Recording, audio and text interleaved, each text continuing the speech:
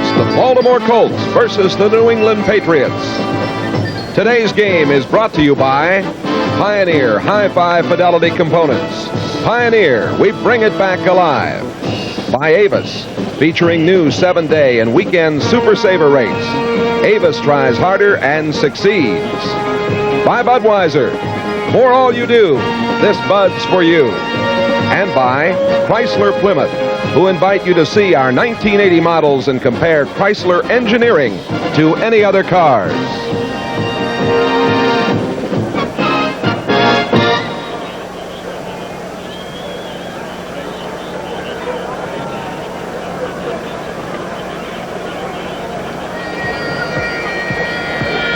Here in New England, a very important football game for the Patriots. The Baltimore Colts, 4-7, against the New England Patriots, 7-4. Schaefer Stadium, Foxborough, Massachusetts. There are the AFC East standings. New England on top with Miami. Miami playing today at Cleveland. The Patriots will be watching that action very carefully. There are the Patriots, coming back home after being battered last week in Denver. This is Jay Randolph, along with Paul McGuire. Ted Marchibroda, the beleaguered coach of the Colts. Paul, this one is an important game, as we said right at the top. New England especially, they are better than a 7-4 team, Jay. They have had an awful lot of problems. They have not been able to run the football. Their offensive line has been hurt, and they're just not getting the job done. Throwing the football, they're doing very well, and I think that Brogan is probably having his best year. The reason being, Jay, he's allowed to call his own plays for the first time. The Patriots have been plagued with inconsistency. They are going to receive.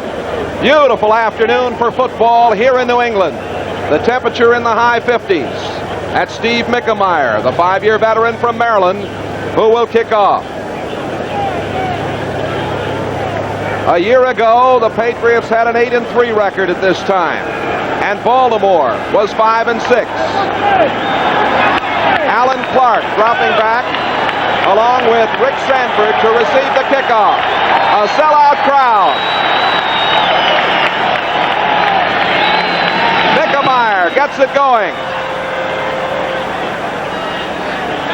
That is Sanford bringing it out at the 10, the 15, and he is met just as he got to about the 14 or 15-yard line.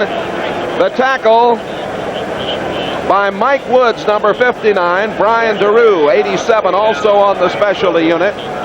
Grogan, Ivory, and Cunningham in the New England backfield. Morgan, Jackson, and Francis. What a talented receiving corps. The line with Dr. Bill Lankitis in the middle, flanked by Hannon Adams, Wheeler, and Jordan. And now we see Dwight Wheeler, number 62, playing at the right tackle spot. And it'll be Pete Brock at left tackle as we have a Colt injured. A Colt down back at the 25-yard line.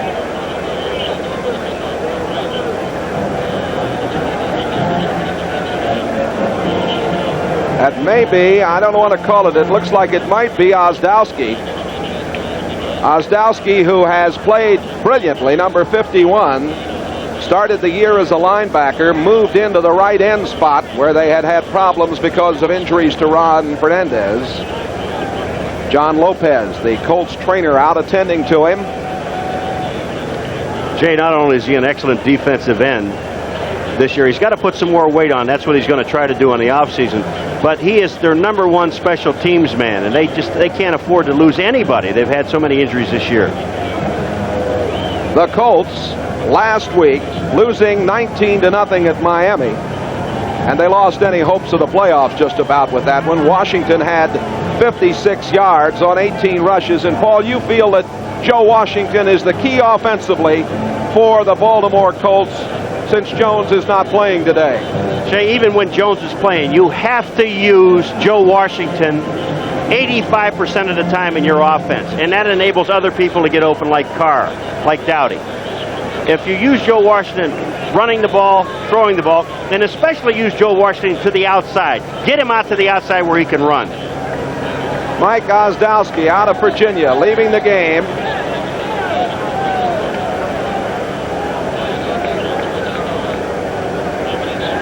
Ozdowski shaken up on the kickoff. And it is Fernandez, 73, who is in there. First down as we're set to go now from the 15-yard line. That's Horace Ivory. Ivory averaging 3 points a carry. Herb Orbis made the play.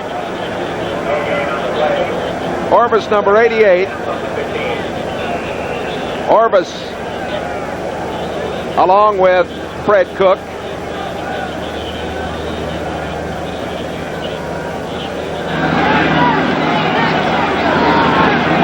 Second down and 10. Grogan ranked 7th in the AFC. And he throws, and he's got his man over on the far side. That's Harold Jackson, a first down at the 27. Doug Nettles on the coverage. All he did was run a spur out, and Nettles couldn't cover the man. Harold Jackson has got some of the finest moves I've seen in football, Jay, and he just takes it out there playing him just too deep. And he breaks it back in and picks up 13 yards. Beautiful play. That was his 26th catch of the season. 576 yards coming into today's game. A 23-yard average per catch. First down at the 28-yard line.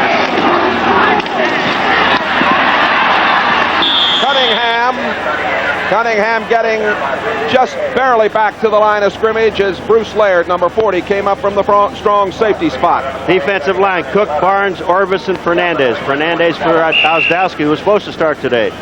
The linebackers, Sanders Schreiber, Ed Simonini, and Stan White. Simonini is a super middle linebacker. Not very big, but he's quick. Secondary, Nettles, Brazil, Laird, who just made the tackle, and Blackwood. Let's make it 2nd and 11. The ball at the 27-yard line. Opening moments of play here in Foxborough. Grogan scrambling out at the 25. Ran into the official, gets over the 30, and is out of bounds at the 33. Well, Grogan got into trouble with one of the officials, or he might have gotten more. Mike Barnes, 63, made the play. Well, up here they give half tackle, so we'll give the official a half tackle. He also knocks off Simonini, number 56. You're going to see everybody was covered downfield. Grogan breaks to the outside. Here's the half tackle by the official. He really knocks off Simonini, and Grogan goes down, but doesn't pick up the first down. It's going to be 3rd and about 3. Heads up football. At the 34-yard line. 3rd down.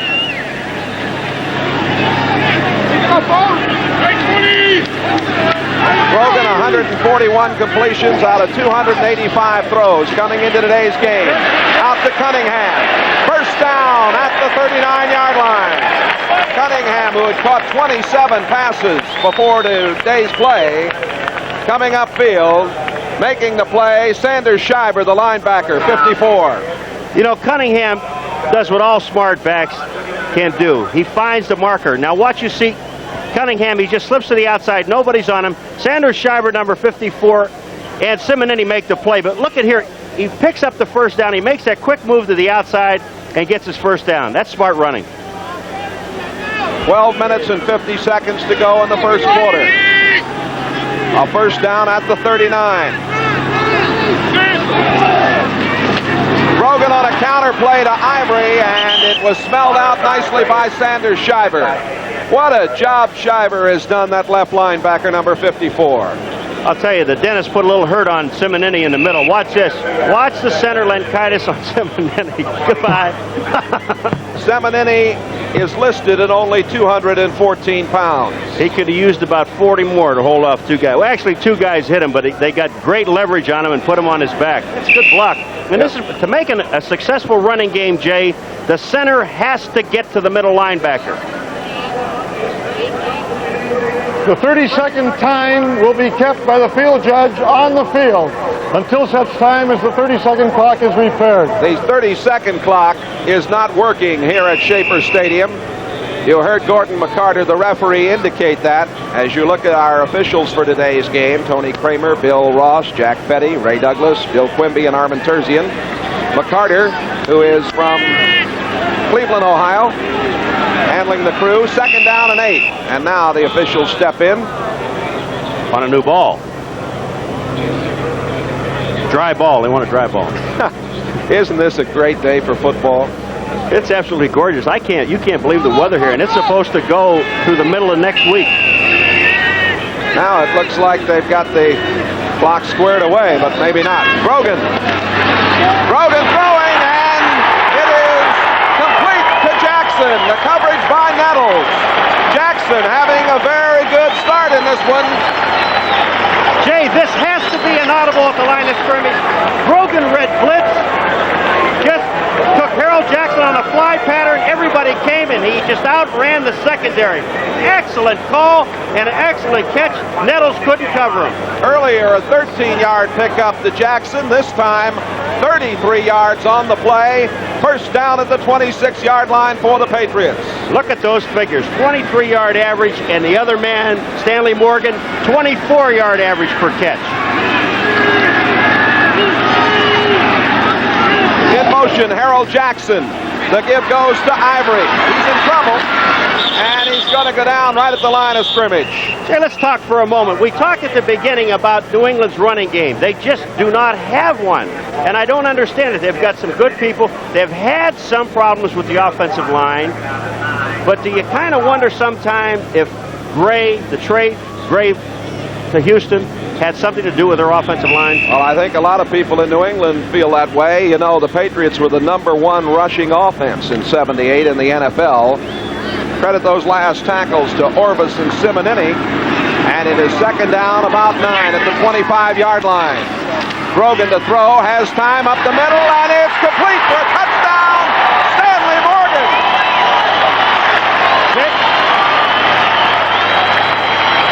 Stanley Morgan maintains his average, a 25-yard catch. That is outstanding football. They're doing the one thing that they can do so well, and that's throw the ball. You got Russ Francis at tight end. Now look at this play. It's right down the middle. He is one-on-one on Brazil.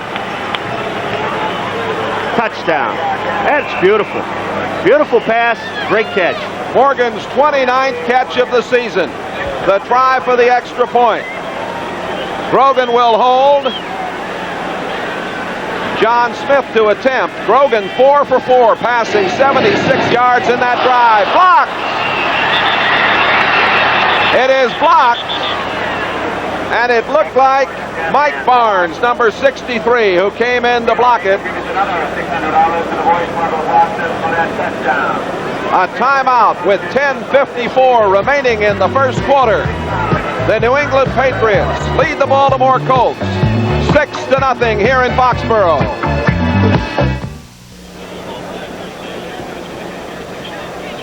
There's the scoring drive.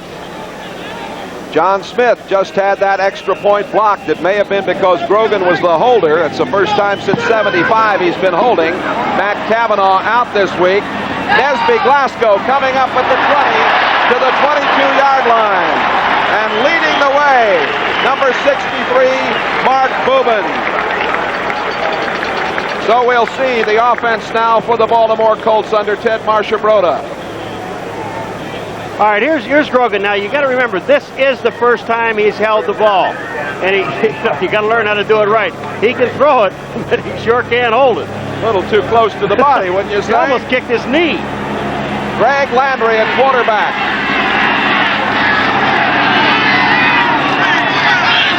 That's Washington in motion. Landry swings it out. Hardiman, right at the line of scrimmage, goes down. And leading the way, big number 72, Mel Lunsford. Lunsford right there. He wouldn't leave Denver in the snowstorm on the plane last week. He came back on the bus. Landry, Washington, and Hartman in the backfield. Carr, Dowdy, and McCall. Mendenhall in the middle with Pratt and Huff. Griffin and Hart. Second down, and let's call it 12. The ball back at the 20-yard line. That rest on the bus did him well. He doesn't like to fly, Mel Lunsford, I'll tell you that. Joe Washington outside, cuts it in, 25, 30, 35, up to the 40-yard line. Paul McGuire, you set it up at the top of the show. That's what he's got to do. Ray Claiborne, 26. Richard Bishop, 64 on the tackle. He's so explosive. What they're trying to do is get him wide on this sweep. But watch what he does. He sees it blocked off. He's getting great blocks. McCall's out there blocking for him. So he cuts it back to the inside. Everybody overran everything.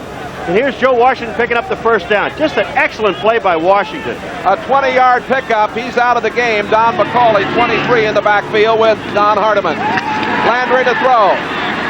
It's a high toss that is caught. Good play by McCauley. McCauley quite often is in there when they want to throw to him, Paul, on third down situations, or like on that situation when they obviously want to pass on first down. All right, 3 defensive linemen. Middleman, Hamilton, Lunsford, and Bishop. We'll see them change quite a bit depending on pass situations. The linebackers, Hawkins, Nelson, the man we talked about at the top, Hunt and Choate. And a defensive secondary, Claiborne, Hayes, McCray, and Fox. Excellent defensive secondary. The officials now having a discussion at midfield. One of the officials, I believe, is ill. One of the trainers has come out to talk with him, and that's Tom Helian, the veteran trainer of the New England Patriots. And the official appears a bit shaken up. Number 9 there, you see, is Jack Petty, the line judge. Well, with this pause in the play here in Foxborough, we'll take a timeout. 8:59 remaining first quarter, and New England leading Baltimore 6-0. The umpire in today's game, Tony Kramer, being assisted to the sidelines, shaken up here, and at the moment we're working one official shy, and that means the official crew will try to help out in these situations as we have 2nd and 4 at the 47. Washington in motion, the give going to Hardiman. And Hardiman is near a first down before Steve Nelson, number 57, the left inside linebacker, makes the play. There is no substitute official here as far as we know, so what it means is that the officials are going to have to help each other out a little more than they usually do. Of course, they work together very much in these situations. Philadelphia with a 23-yard field goal from Franklin, leading St. Louis in the first quarter. Jay, what they do, I think they do, is the line judge and the side judge both line up in the same position, so they just change one of the men, and they move him downfield. You saw the measurement right there. It is a first down for the Baltimore Colts. The ball just over midfield in Patriot territory. Interesting contrast. There's Kramer, the umpire. But what happens on first down, the Colts have thrown the ball. On first down, New England ran the ball. Let's see if Landry throws it this time. Oh, it's his ankle, apparently. He can't stand on it. Saw Kramer really in pain when he put some weight on the ankle. The pass is batted in the line, intended for Glenn Dowdy. It looked like it might be Sam Hunt or Mike Hawkins who got a hand on it. The Patriots really have a lot of confidence in Claiborne and Hayes, 26 and 40, the cornermen, because they are playing Dowdy and Carr one-on-one on first down situations, and as I said before, every first down so far in this drive, the Colts have thrown the ball. 2nd down and 10 at the 49-yard line. Landry over the middle, got his man right at the 40-yard line. A nice catch by Roger Carr. Carr has been bothered by a hamstring pull and various injuries. He led the National Football League in receiving yards back in '76. Tackle made by Mike Haynes, number 40. And now you see Carr coming out of the lineup. He'll be replaced by Brian DeRue. 3rd down and 1. No, they bring Mac Alston in, not DeRue. 2 tight ends in there, McCall and Alston, 86 and 83. Handoff going to McCauley, who's come in on the 3rd down play. He cracks for the first down at the 39-yard line. Steve King, number 52, and Steve Nelson, 57 there. Tough running. McCauley picks this up. He only has to get across the 39-yard line, and that's exactly what he does. There are an awful lot of bodies in the middle of that thing. And there's Big Bishop on the top, number 64. First down for Baltimore at the 39-yard line. Carr comes back in, 81 at wide receiver. Joe Washington, 20, and Don Hardiman, 36, in the backfield now with Landry. Landry, of course, played his collegiate football at nearby University of Massachusetts. Washington breaking down across the 35 near the 33-yard line. Rod Schote, 56, making the tackle. Washington a few moments ago breaking for 20 yards. I'm reminded, Paul, that was his longest run so far this year. You know, there's always been a question whether Joe Washington's uniform is legal or not. He looks like he's been in a fight before a game. He doesn't give you much to hold on to on the shoulders, I'll tell you that. Second down and 5.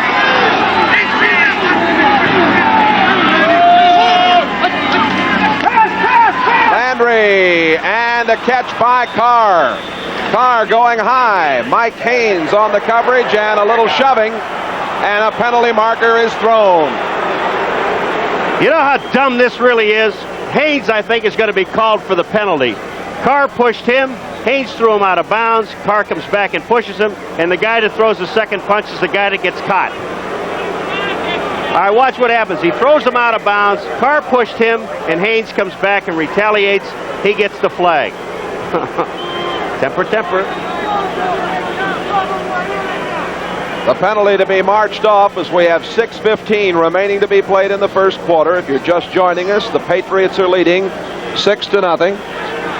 Landry's thrown the ball a few times, but you got to admire the Colts' desire, their running game, because they're running against the #1 rushing defensive team in all of football. That's the New England Patriots. Personal foul, unnecessary roughness after the play, number 40 defense, first down. The ball now at the 14-yard line of the Patriots. We're going to have to keep our eye on those two. The Colts now with 5 first downs. Patriots have 4. Hardeman and Washington in the backfield behind Greg Landry.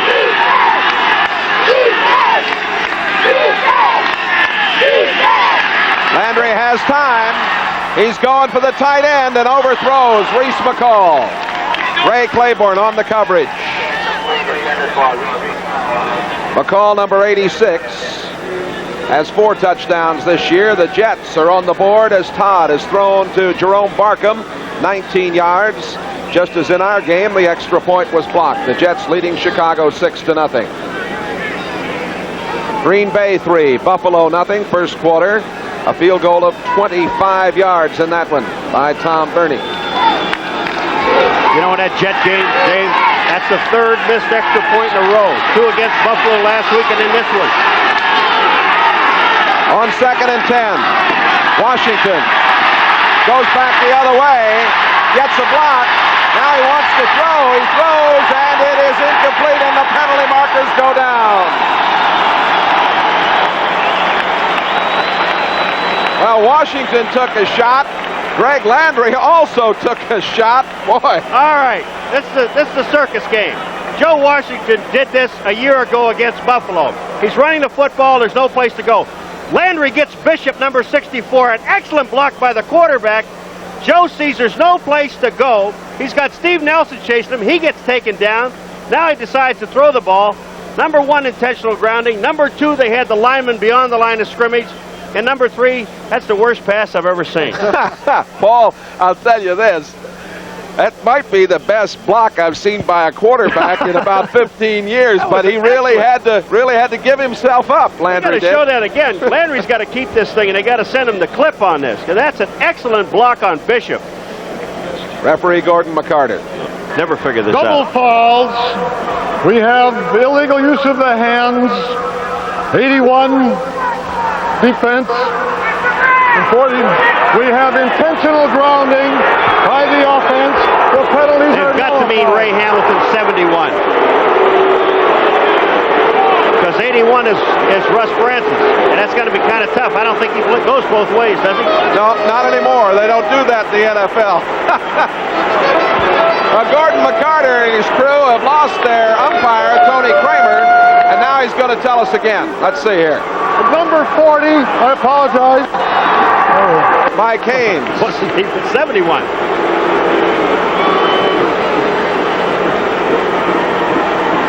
Gordon McCarter, in his 13th year of officiating in the National Football League, a industrial salesman from Cleveland, Ohio.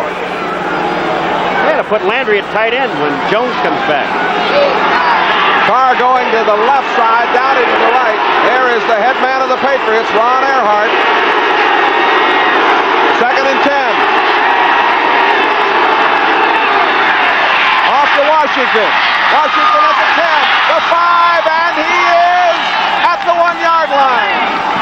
Fine running by Washington. Tim Fox made the stop just shy of the goal line. Jay, just watch the move that he makes to get to the outside. I told you he's a true superstar. Get him to the outside and let him run. Watch it. He makes the move back. Hardeman gets a block for it. Well, really doesn't have to block for him. And Fox saves a touchdown. The move he made to get to the outside, that's outstanding. Good job of blocking by the left guard, 61, Robert Pratt. 1st and goal to go at the 1. Double tight end set. McCall and Alston are there. McCauley, and he didn't get there. Richard Bishop, 64, along with Steve King, 52 in the middle. Fox and Bedoin also there. Mark Bubin, 63, getting up out of the pile. No gain. 2nd and goal to go. 5:05 left to play. 1st quarter, the Patriots leading 6-0. Run it again till you get it right. Just keep going right up the middle at him. McCauley, 23, and Hardeman, 36, behind Greg Landry.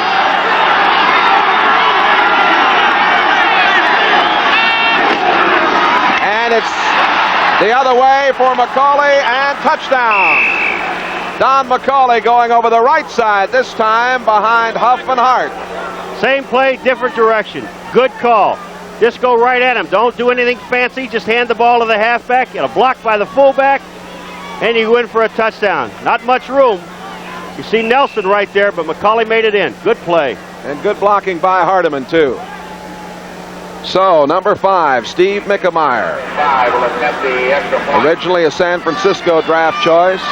Then in Detroit, New England with the Giants. Landry will hold. Chance to break the tie. It is up, and it is good.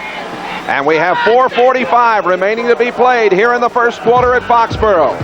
And the Baltimore Colts are on top of the New England Patriots. It's 7-6.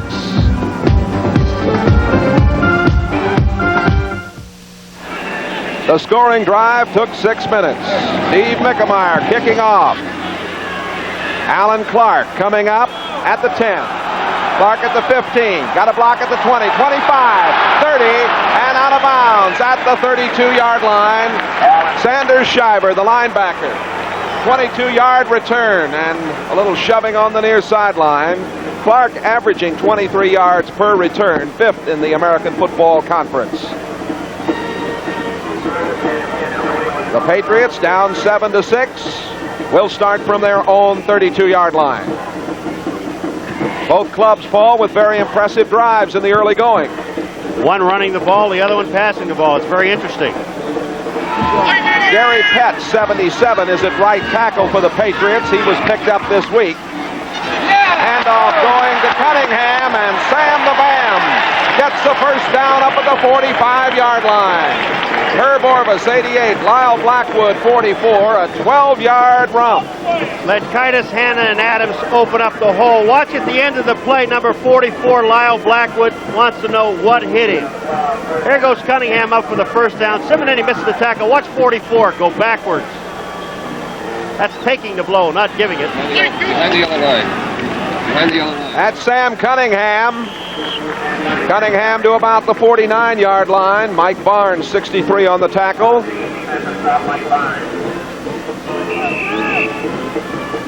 Ozdowski not in there. Injured knee. Want to remind you about Sports World coming up next Saturday. World champion Linda Fradiani and Ty Babylonia. Randy Gardner, pro superstar JoJo Starbuck. Lots of skating, weightlifting, legends of bowling. Calhoun now in the backfield, 44 with Cunningham. And that is Calhoun. Now it is, no, it's Grogan keeping. And Grogan is out of bounds. Grogan doing some nifty running. Lyle Blackwood making the play over on the far sideline.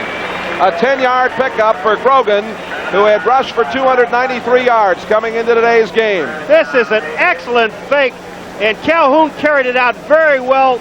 There's a missed tackle on the outside, and then Grogan picks up the first down. It's a super play. He outran the tackle. I wish I'd been sitting in the end zone and had that view, because I was sure that Calhoun had the football. 3:21 left to play. First quarter. Ball at the 39-yard line. Ivory and Cunningham back in the backfield now. And that's Ivory outside at the 35. Down to the 30. At the 25, 20. And to the 18-yard line. Stan White, 53 on the tackle. Good running by Horace Ivory from Oklahoma. 21 yards. Take a look at the running. He runs. Watch Bruce Laird, number 40. He just cuts back. Quick feet. Watch the move right here. And I think it's Blackwood again right there. He also misses. And Ivory picks up the first down. That's White that made the tackle, but an excellent run. Two good cutbacks. Calhoun replaces Ivory in the Patriot backfield. First down at the 19-yard line. Let's go! Cunningham down to the 15. Who did he get hit by Lyle Blackwood?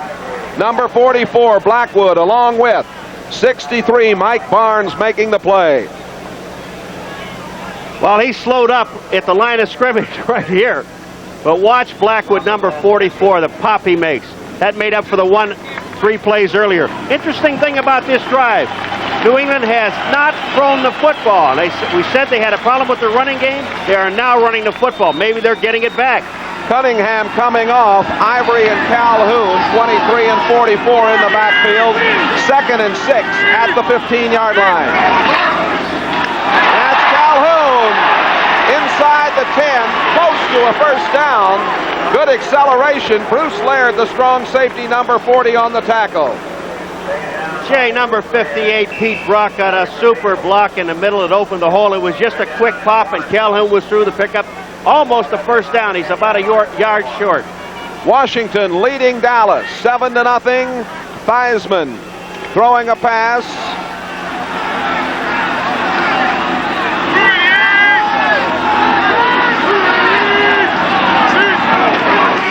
Handoff to Don Calhoun with the 3 tight ends, Francis, Hasselback, and Chandler in there. And it looked like he got the first down, but it is close. Getting up off the pile, you see Barnes, number 63. He was there with Orvis. 1:07 to play in this first quarter. The Colts are leading 7-6, and we're going to have a measurement. This is going to be extremely close. He was stopped in the backfield. An excellent effort by Calhoun. Continuous effort if he did pick up the first down.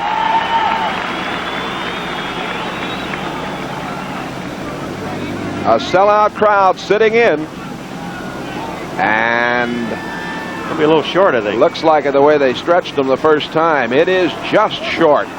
6 inches. And the folks here are saying, go, go. Normally, I would say don't go take the field goal, except their running game is going so well now. Don't stop them. Don't say we're going to penalize you a little bit by going to kick the field goal. If you're running that well, let's let you do it. And I think it's a good coaching point right here. The ball is at the 9. The Patriots are going to go with Calhoun 44 and Ivory 23 in the backfield. The tight ends are there, all 3 of them. They just about lost another official. The chain gang. They're waiting to place the chains on the far side, and now we're about set. They about ripped the official's ankles off.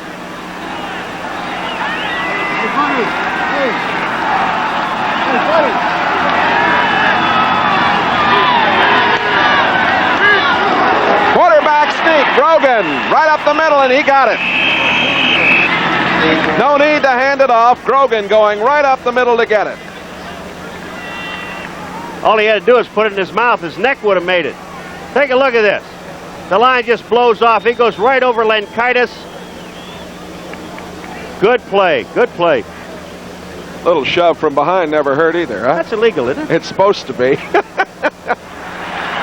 They're working on Sam Cunningham down below. Look like they're taping the ankle. We have 45 seconds remaining to be played in this first quarter. Both clubs with a touchdown. There is John Smith loosening up. He had his point after try blocked, but it was a problem on the snap with Grogan holding for the first time since 75. Now they're bringing the chains back out. There's no question about this. He makes it by the length of the ball.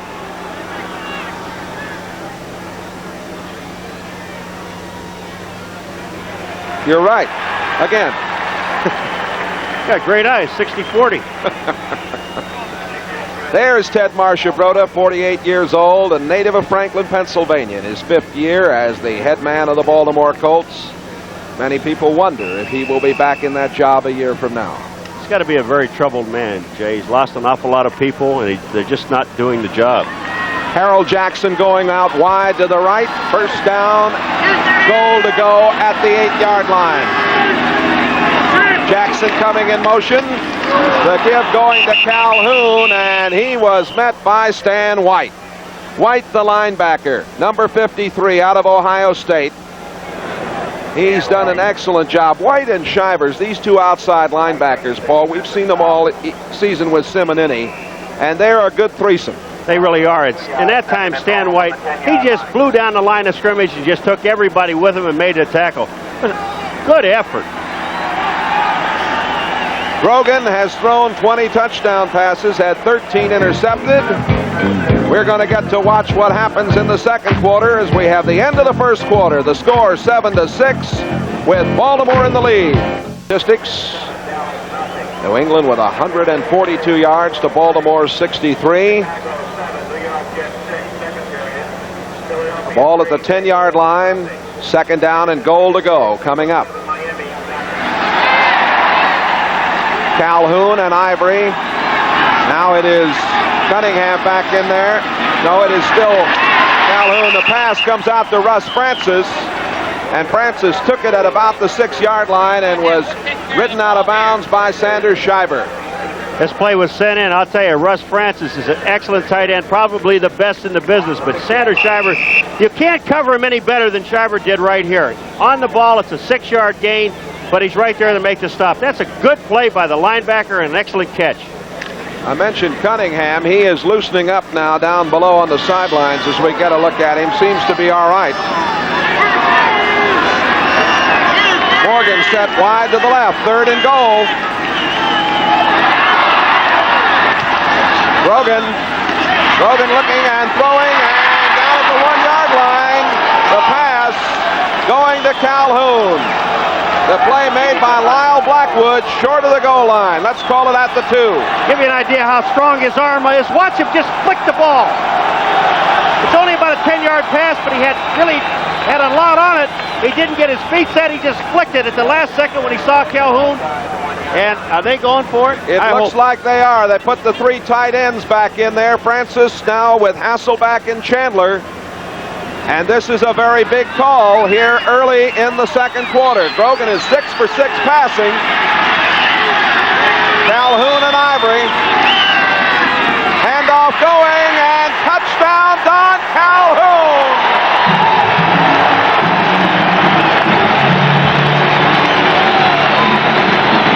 Simonini got there, but just a little bit too late. Good run by Calhoun. Good effort. Calhoun's 5th touchdown of the season. Watch, you'll see 56 come into the right of your screen right here. He's just a little bit late. He hits him. Calhoun had enough drive to carry him into the end zone. John Hanna did his job, big number 73. Well, let's see if Grogan can do a better job for John Smith holding.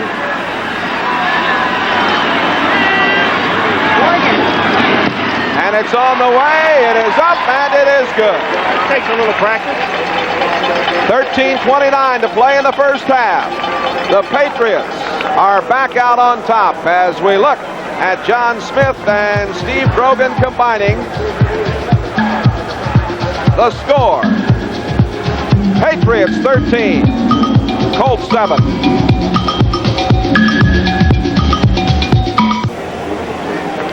'47-year-old Ron Earhart. As we remind you that next Sunday, NFL 79 begins at 12:30 with part 2 of the knee. Kickoff coming down to Nesby Glasgow. He's at the 15, the 20, out to the 25-yard line. Glasgow averaging 23.5 per return, 4th in the AFC, hit by John Zamberlin.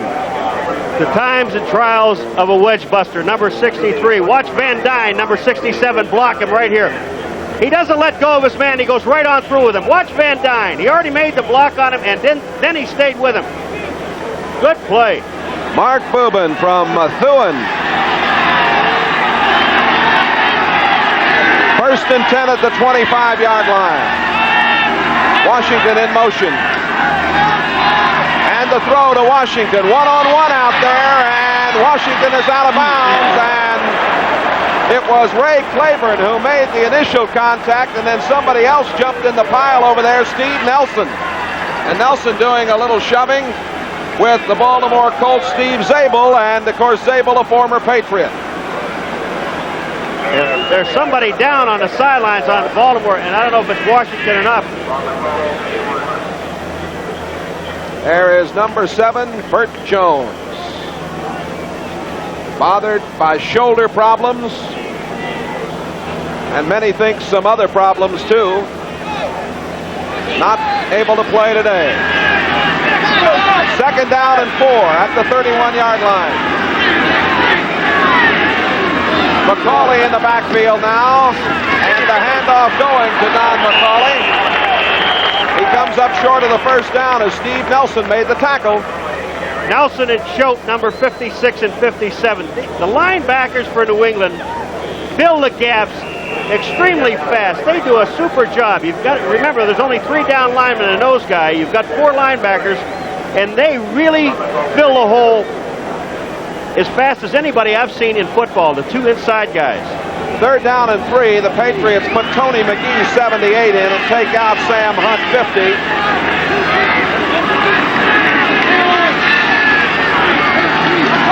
Landry to throw.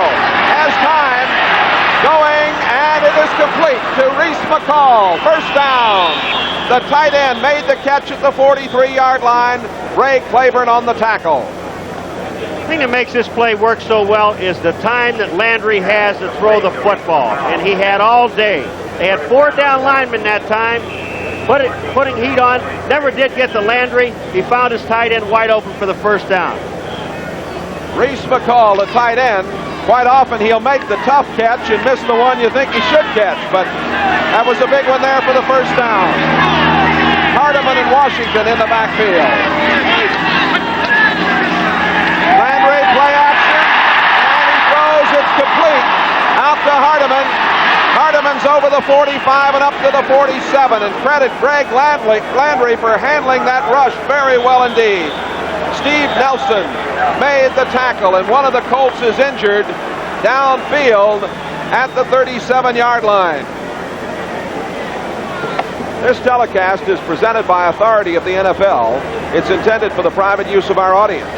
Any rebroadcast or other use of this telecast without the express written consent of the Patriots and the NFL is prohibited.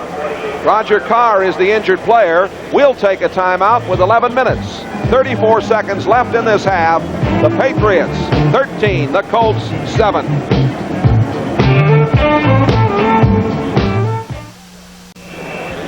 We'll be watching this score throughout the afternoon along with Patriot fans.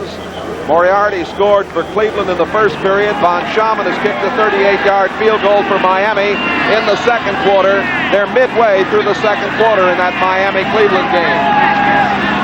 2nd and 5 at the 48. Landry out to Washington, makes a good move at the 45, the 50, down to the 40 and out of bounds, and just another outstanding play by Joe Washington.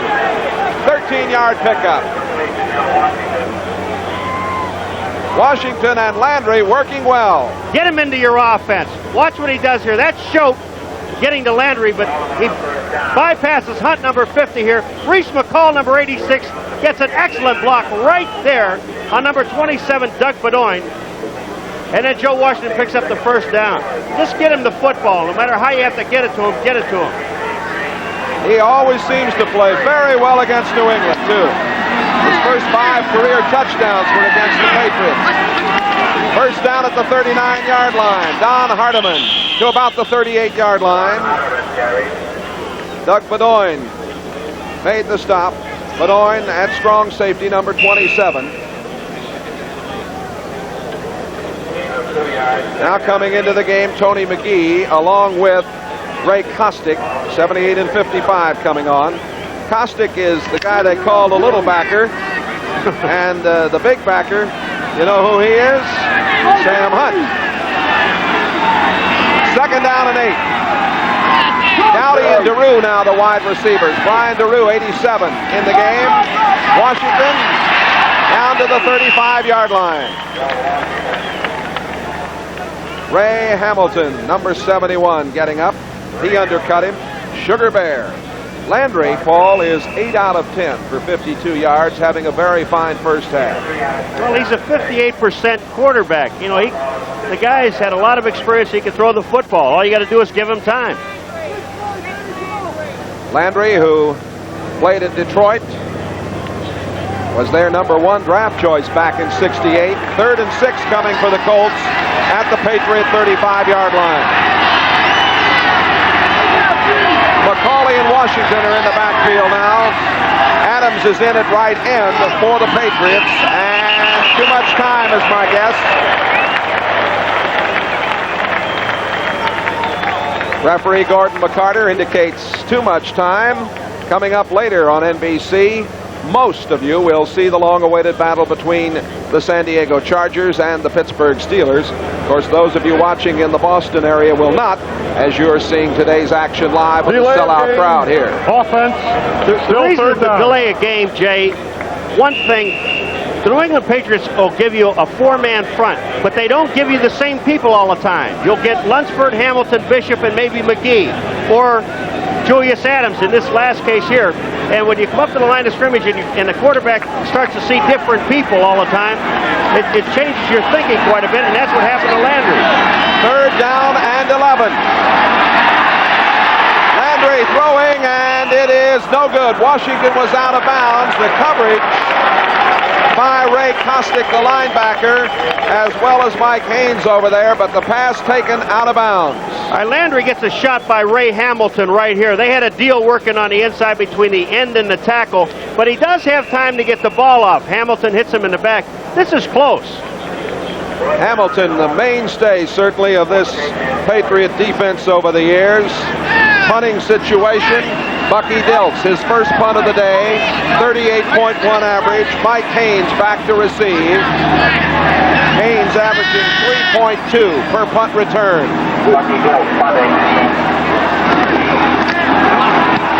Just did get it away. It was Don Hasselbeck who almost blocked it.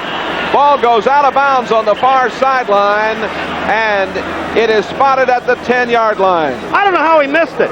Watch number 80. He goes by Bucky Dilts. If he goes down in front of him, he's worried about hitting the punter, but if he goes right down in front of him, look at number 80. Look where he is. He's already by the ball. Hasselbeck does a super job on the specialty teams, a 29-yard punt. 9:28 remaining. We're in the second quarter. Here in Foxborough, the Patriots lead the Colts 13-7. Back with more in a moment. The Patriots will put it in play at their own 10-yard line. Grogan is 6 out of 6 for 85 yards. Cunningham has rushed for 19 yards on 4 carries. He's out of the lineup. Ivory back there has 22 yards on 4 carries. And it is Horace Ivory breaking through. Oh, he almost went all the way. The one man who made the play was Lyle Blackwood. He stopped the touchdown. And I'll tell you right now, no one would have caught him because there was nobody over here to back up Blackwood. Take a look at it. The cross blocking in the line, Simonini does not get to the hole, number 56.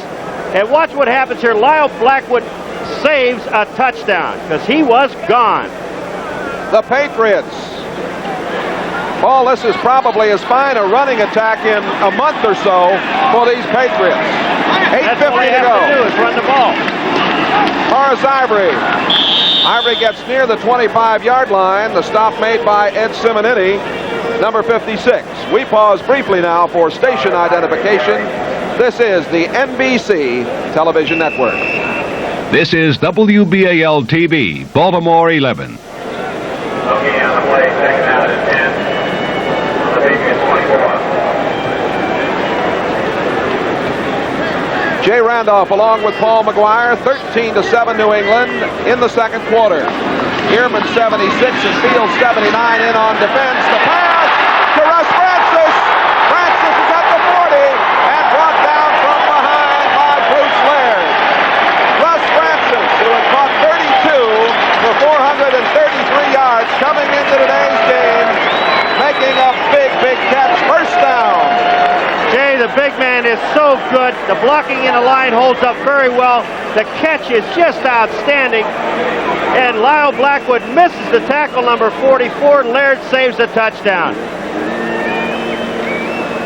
What an excellent tight end this man is. Francis did not play for the Patriots in Baltimore a couple of weeks ago, and he was sorely missed. He is a big factor. 43-yard play. Ivory trying to get outside. He does. Ivory down at the 7-yard line. Bruce Laird brought him down. Horace Ivory, and these Patriots are running the football a 25-yard pickup. You want to see how fast he really is? Watch the move he makes to get by Simonetti. He just outruns Simonetti, and Simonetti is not slow, not by any means. You'll see number 56 try to catch him right here in the picture. He's just gone. And Bruce Laird saves a touchdown. Good cutback. Laird hangs on. Laird is playing close to home. He's from Scituate, Massachusetts. I hope I pronounced that correctly. Say that again. Well, once was enough. First and goal to go. 6-yard line. And it is Ivory at the 5. Might have just over the 5-yard line. Simonetti 56 and Shiver 54 there. Along with Herb Orvis, 88. Clock running as we have 7 minutes to play in this first half. The Patriots are leading 13-7. Ivory was 63 yards on 8 carries. 3 plays in this drive, almost went all the way. The first one to Ivory down around the 10-yard line. The one to Francis, he could not run Laird. And the second one to Ivory for the 25-yard gain. Play action fake. Grogan throwing. Touchdown! Harold Jackson! He beat Doug Nettles on the play, and the Patriots look very sharp on that drive. It's a simple bootleg, but what happens is Jackson comes all the way from the right-hand side of the field to the left-hand side of the field. Very tough coverage for the cornerman to stay with him all that way. And Grogan found him wide open for the touchdown. That's a beautiful play, beautiful execution. Take a look at it. You're going to see Jackson come all the way across the field wide open. Nettles, goodbye. Grogan, when he is good, is like the little girl with the curl. He is very, very good. 8 for 8, 133 yards. The point after. Smith puts it up out of the hold of Grogan. It is good. 6 minutes and 40 seconds remaining to be played. We're in the first half, and here in Foxborough, the Patriots lead the Colts 20-7. Here it is again. Grogan rolled to his left, sets up. Here's Herb Orvis, number 88. He just doesn't have time to get to him. Jackson's wide open. Touchdown. Beautiful. More of this action coming up in just a moment.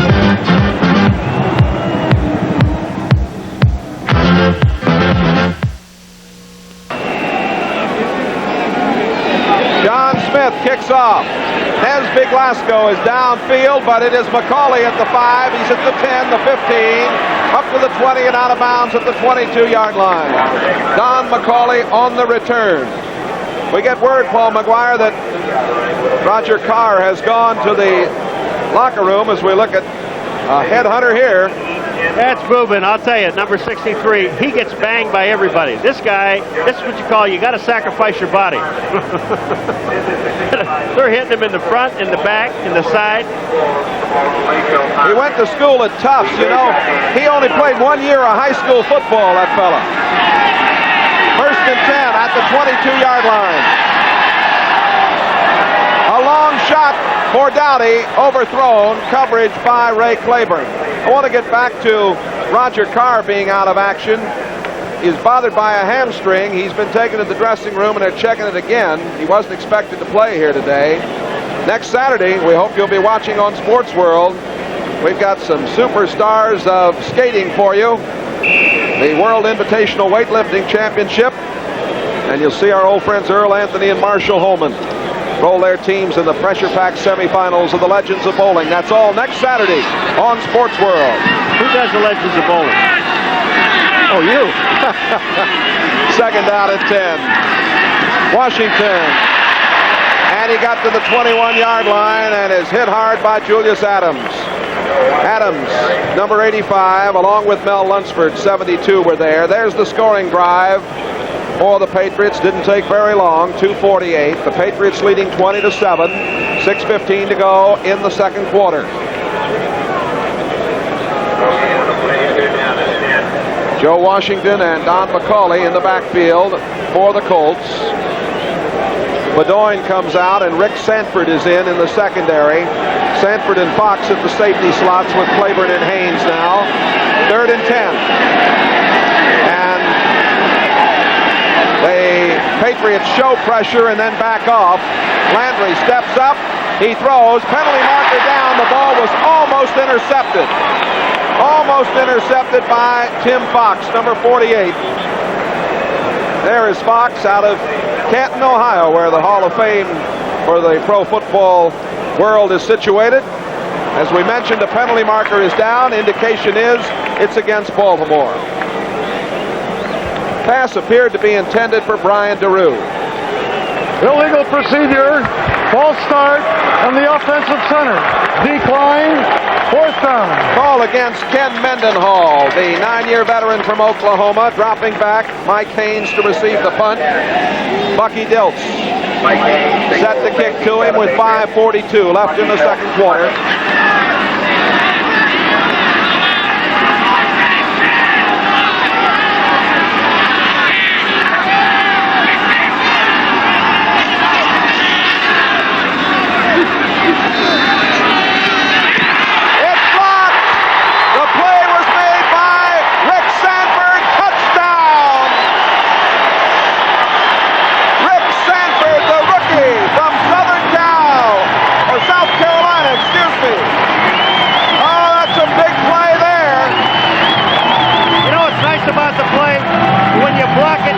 Yourself.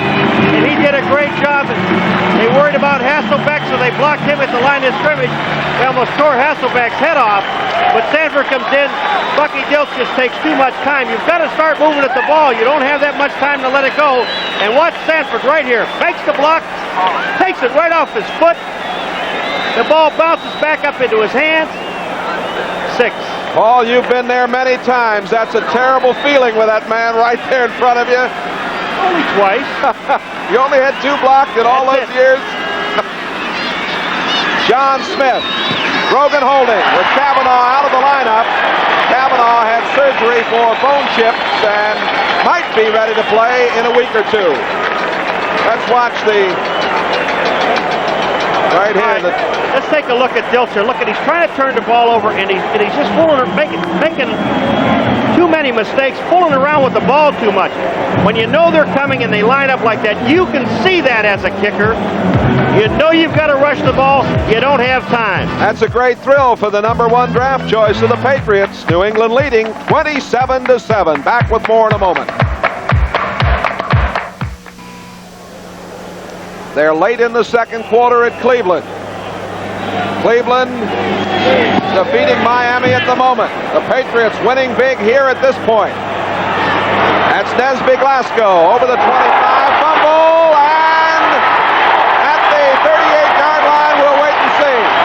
The Patriots say they have it. The indication is that New England has recovered, and in under the pile, number 34. Prentice McRae came up with the ball. Well, at the moment, everything going the Patriots' way. That's the first turnover in the first half. After, of course, the punt that was taken in moments ago. by Rick Sanford, but that's the first fumble that the Colts have lost. First and 10 at the 38-yard line. Penalty marker goes down. It's intercepted. Coming back with it. There's Glasgow. Glasgow playing in the secondary. John Hanna making the stop. Penalty marker down. The indication is it'll go against the Colts. And I think what's being called is a head slap. They're taking all the fun out of the game.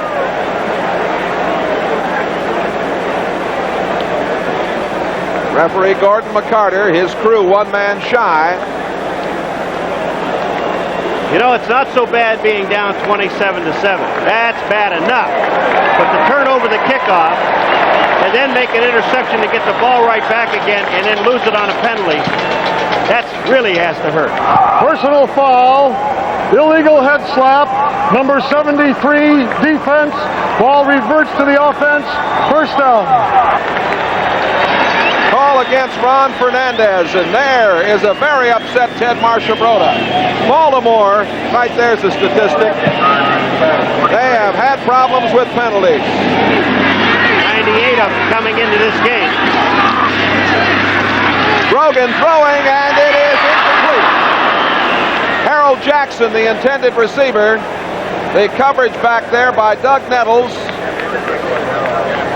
That's big Glasgow and Doug Nettles. I'll tell you, they're trying to take his head off right here. Watch Nettles. If Nettles is playing the ball instead of the man, but you're not supposed to do that. You play the man. The ball hit Nettles right in the head. Nettles was questionable for today's game with a jammed finger. That's the first miss by Grogan in this football game this afternoon, throwing the football. 5:08 left to play in this first half. New England leading 27-7. New England now with 14 first downs. Sprinting out, Grogan throwing back against the grain to the tight end, incomplete. Russ Francis couldn't handle it. The play was read very, very well by Nesby Glasgow. This is the longest screen I've ever seen. Russ Francis lines up on the right-hand side of the field, runs all the way back to the left-hand side of the field, but he's covered very well. This is excellent coverage by Nesby Glasgow. Right there, and pops him. Glasgow, a number 2 draft choice, went to school at the University of Washington. Washington still with a shot at the Rose Bowl. USC plays UCLA next week. You'll see the Rose Bowl, of course, with Ohio State.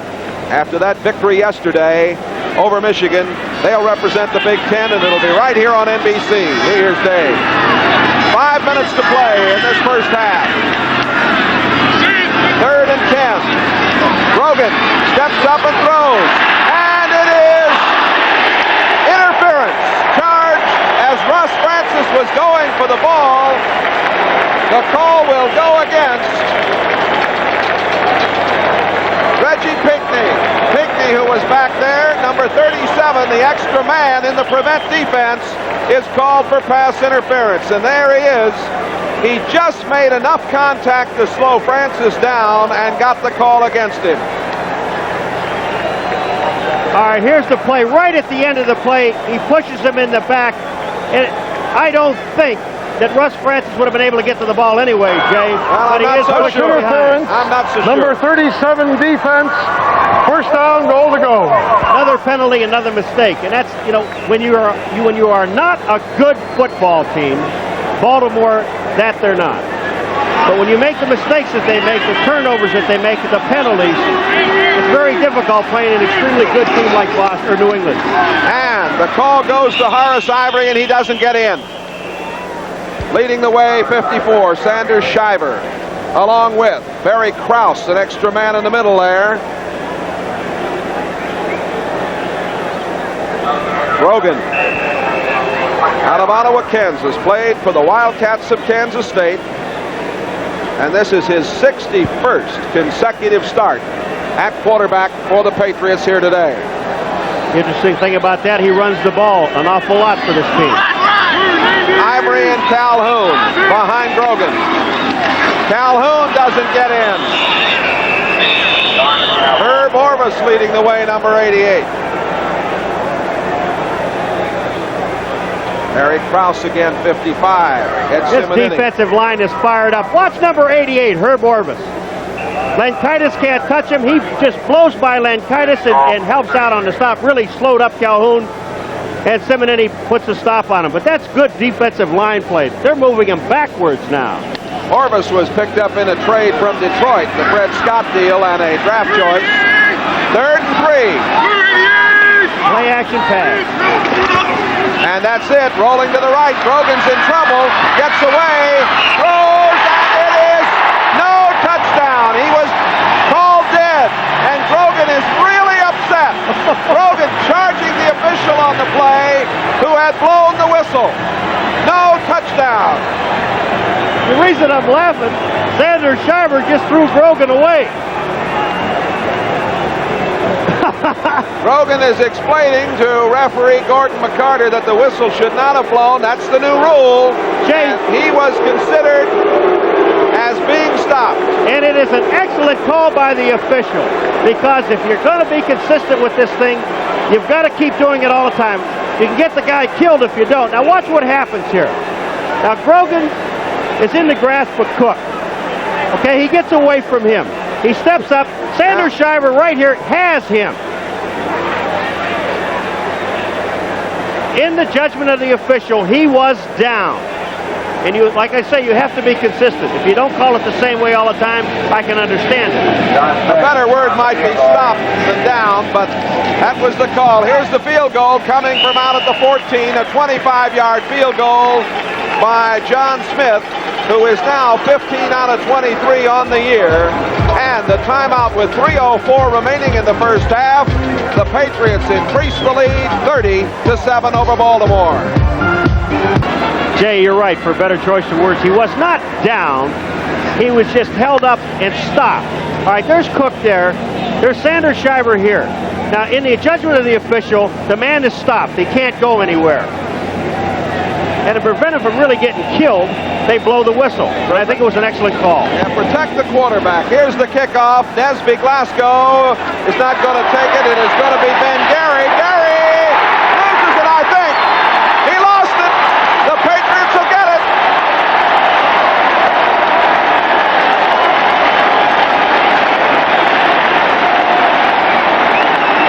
Alan Clark. Lack of concentration best describes this picture. Watch Gary. He looked up. You see, if we can run it back, we'll take a look at it, where he looked up and didn't concentrate on the ball. He looked at the defenders coming down, and this man is sick. Alan Clark came up with the ball. Patriots have it at the 13-yard line. The Patriots have already scored 24 points in this period. Marcia Broda talking to Gary. The 24 points in this period is the most ever in one period by the Patriots. Grogan trying to get more. Grogan looking, throws back, and it is incomplete. The pass for Harold Jackson. He could not hold on to it. The throw low. He almost made a fine reception. All right, we're seeing the end of this to Harold Jackson. He almost does. He also has Russ Francis open. He has Morgan open. And on the other side of the end zone, he had number 44 Calhoun open. The reason that happened was Xander Shiver, number 54, blitzed. Grogan got to the outside. And at the end of it, if you take a look at it, realistically, he could have run the ball maybe for a touchdown. 2:49 to go in this first half. Patriots leading 30-7, threatening again. Horace Ivory down to the 12-yard line. Doug Nettles, number 30, came up to stall him along with Ed Simonini, 56.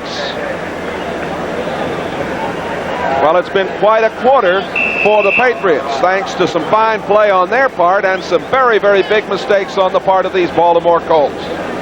That's that Cleveland-Miami score now at halftime. Cleveland leading Miami. Miami and the Patriots both 7-4 starting today's game. Baltimore doesn't want to see that score. There's Bert. Bert Jones along the sideline. Grogan, lots of time, and incomplete. He was going for Russ Francis. There is Jones, who, well, we saw him, Paul, the opening game of the season at Kansas City. He injured that shoulder again, and he's only played basically 2 football games. Well, I'll tell you, they can't be disappointed with what Landry's doing today. Landry is having an exceptional day. They just can't get the ball to him. Well, of course, Jones, with his brilliance at times, has created a winning syndrome, and this club has not been able to seem to rally behind Landry. Brogan hit his first 8, now missed his last 4. Ball will be spotted at the 20. 30-yard field goal is up, and it is good. Second field goal of the game for Smith. Now, tack on some more points. Quite a quarter for the Patriots. 2-minute warning going to be given to both benches. We'll be back. The Patriots lead the Colts 33-7. Preceding announcement was furnished as a public service by the National Football League. The Patriots, who took a pounding in Denver last week, pounding the Colts 33-7. Coming up at halftime, the NFL report, bring you up to date on what's happening on this, the 12th Sunday of the season, 1979. And for many of you coming up, Pittsburgh at San Diego later. McCauley and Nesby Glasgow back to receive the kickoff from John Smith. Nesby Glasgow at the 3, at the 15, up to the 20-yard line. Glasgow on the return. Stop made by Bill Matthews, number 53. A minute and 52 seconds for the Colts in which to operate before the end of this first half. This is the 20th game in this series. The Colts have won 11, the Patriots 8. The Colts winning back on October the 28th at Memorial Stadium in Baltimore, 31-26.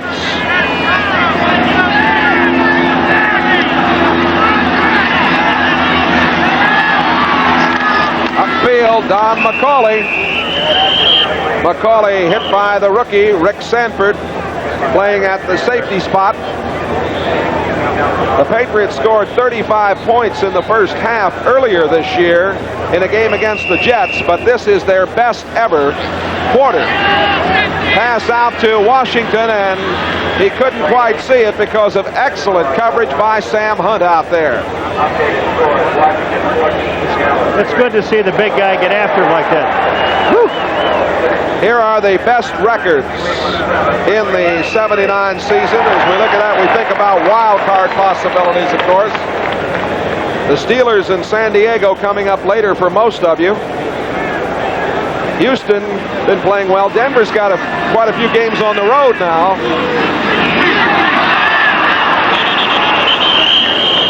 Looks like Reese McCall might have jumped. We'll wait and see till they unravel it. Did McCall pull the Patriots off, or did the Patriots move too soon?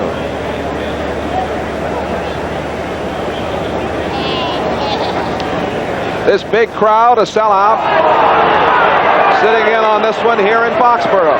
I don't understand why they're booing on this one. Reese McCall moved, but he's a tight end. He's allowed to move. And Mike Hawkins, the linebacker, just popped him when he moved. You've got to let the receivers move around as much as they want.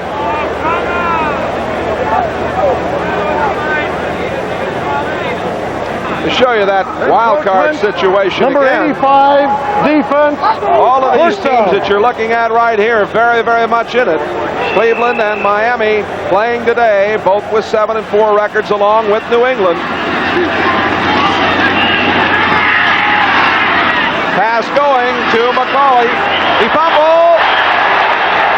The ball had been blown dead at the 38-yard line. Steve Nelson stuck his head in there. Mike Hawkins recovered the ball, but it'll be the Colts who have it with 1 minute and 5 to go. The clock running. 2nd down and 4. And Landry to go upstairs again. Back out to McCauley. 45 up to the 48-yard line. Stop made by Nelson and Paul McGuire. They give him those kind of passes for the rest of the day. Well, they'll give it to him because they know that a field goal really at this point will not do them that much good. You've got to dump the pass off. What's going to happen is the Colts are going to have to keep using their timeouts. They just took one here. They have 2 left.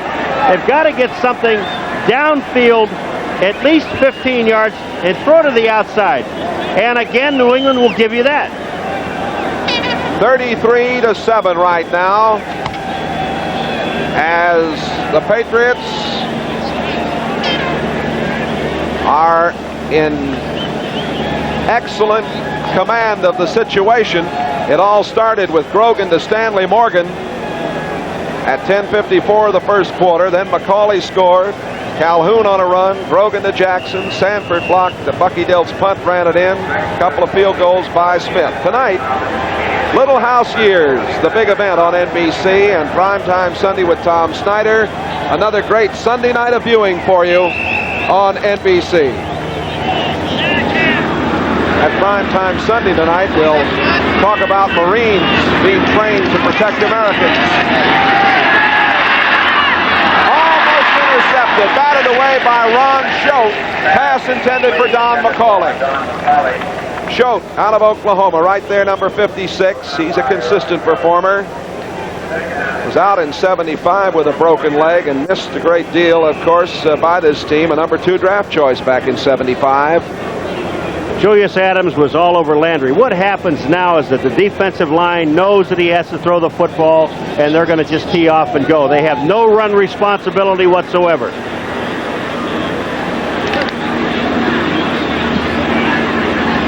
It is 2nd down and 10 at the 49-yard line with 52 seconds remaining in the first half.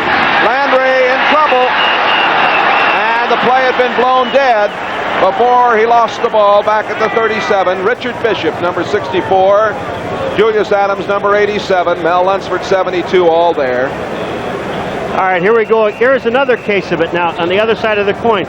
If it's not blown dead right here, you watch the defensive line, and they are just flying. There's Adams, 85. He goes on by. Bishop is the man that gets to Landry. Now, if the ball wasn't blown dead right there, it's intentional grounding. So it works both ways. New England leading the National Football League in quarterback sacks. Coming into today's game, they had 44, and now they had 1, and we have a Colt injured. It is Wade Griffin, the left tackle, number 69, a much improved free agent. Signed on originally as a tight end. Griffin is up, going off under his own power. Van Dyne, number 67, will come in to replace him. Van Dyne backs up at either tackle or guard.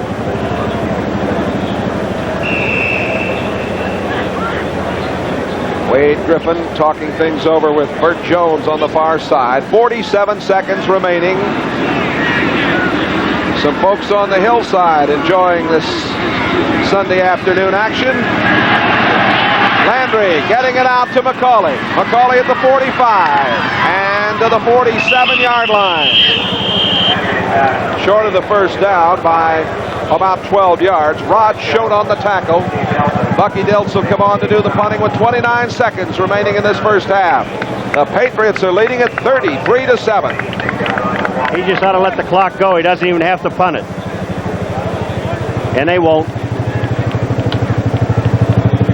Clock is running down as you see Stanley Morgan back. 10 seconds. Well, a very impressive first half by the Patriots. Coming up, the NFL report. That is the end of the first half here in Foxborough. The score on the board. The New England Patriots 33.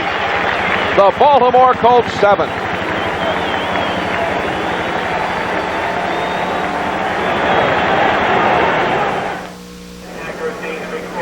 (33-7). The New England Patriots coming back after being pasted in Mile High Stadium last week, and through this first half, I'm sure they have regained a bit of their confidence. They really have, Jan. I think the most impressive thing that we have to think about is the running game of New England. They are running the ball better now than I think they have all year long. And when they get down near the playoffs at the end of the season, You know that New England has a passing game. They've got excellent receivers.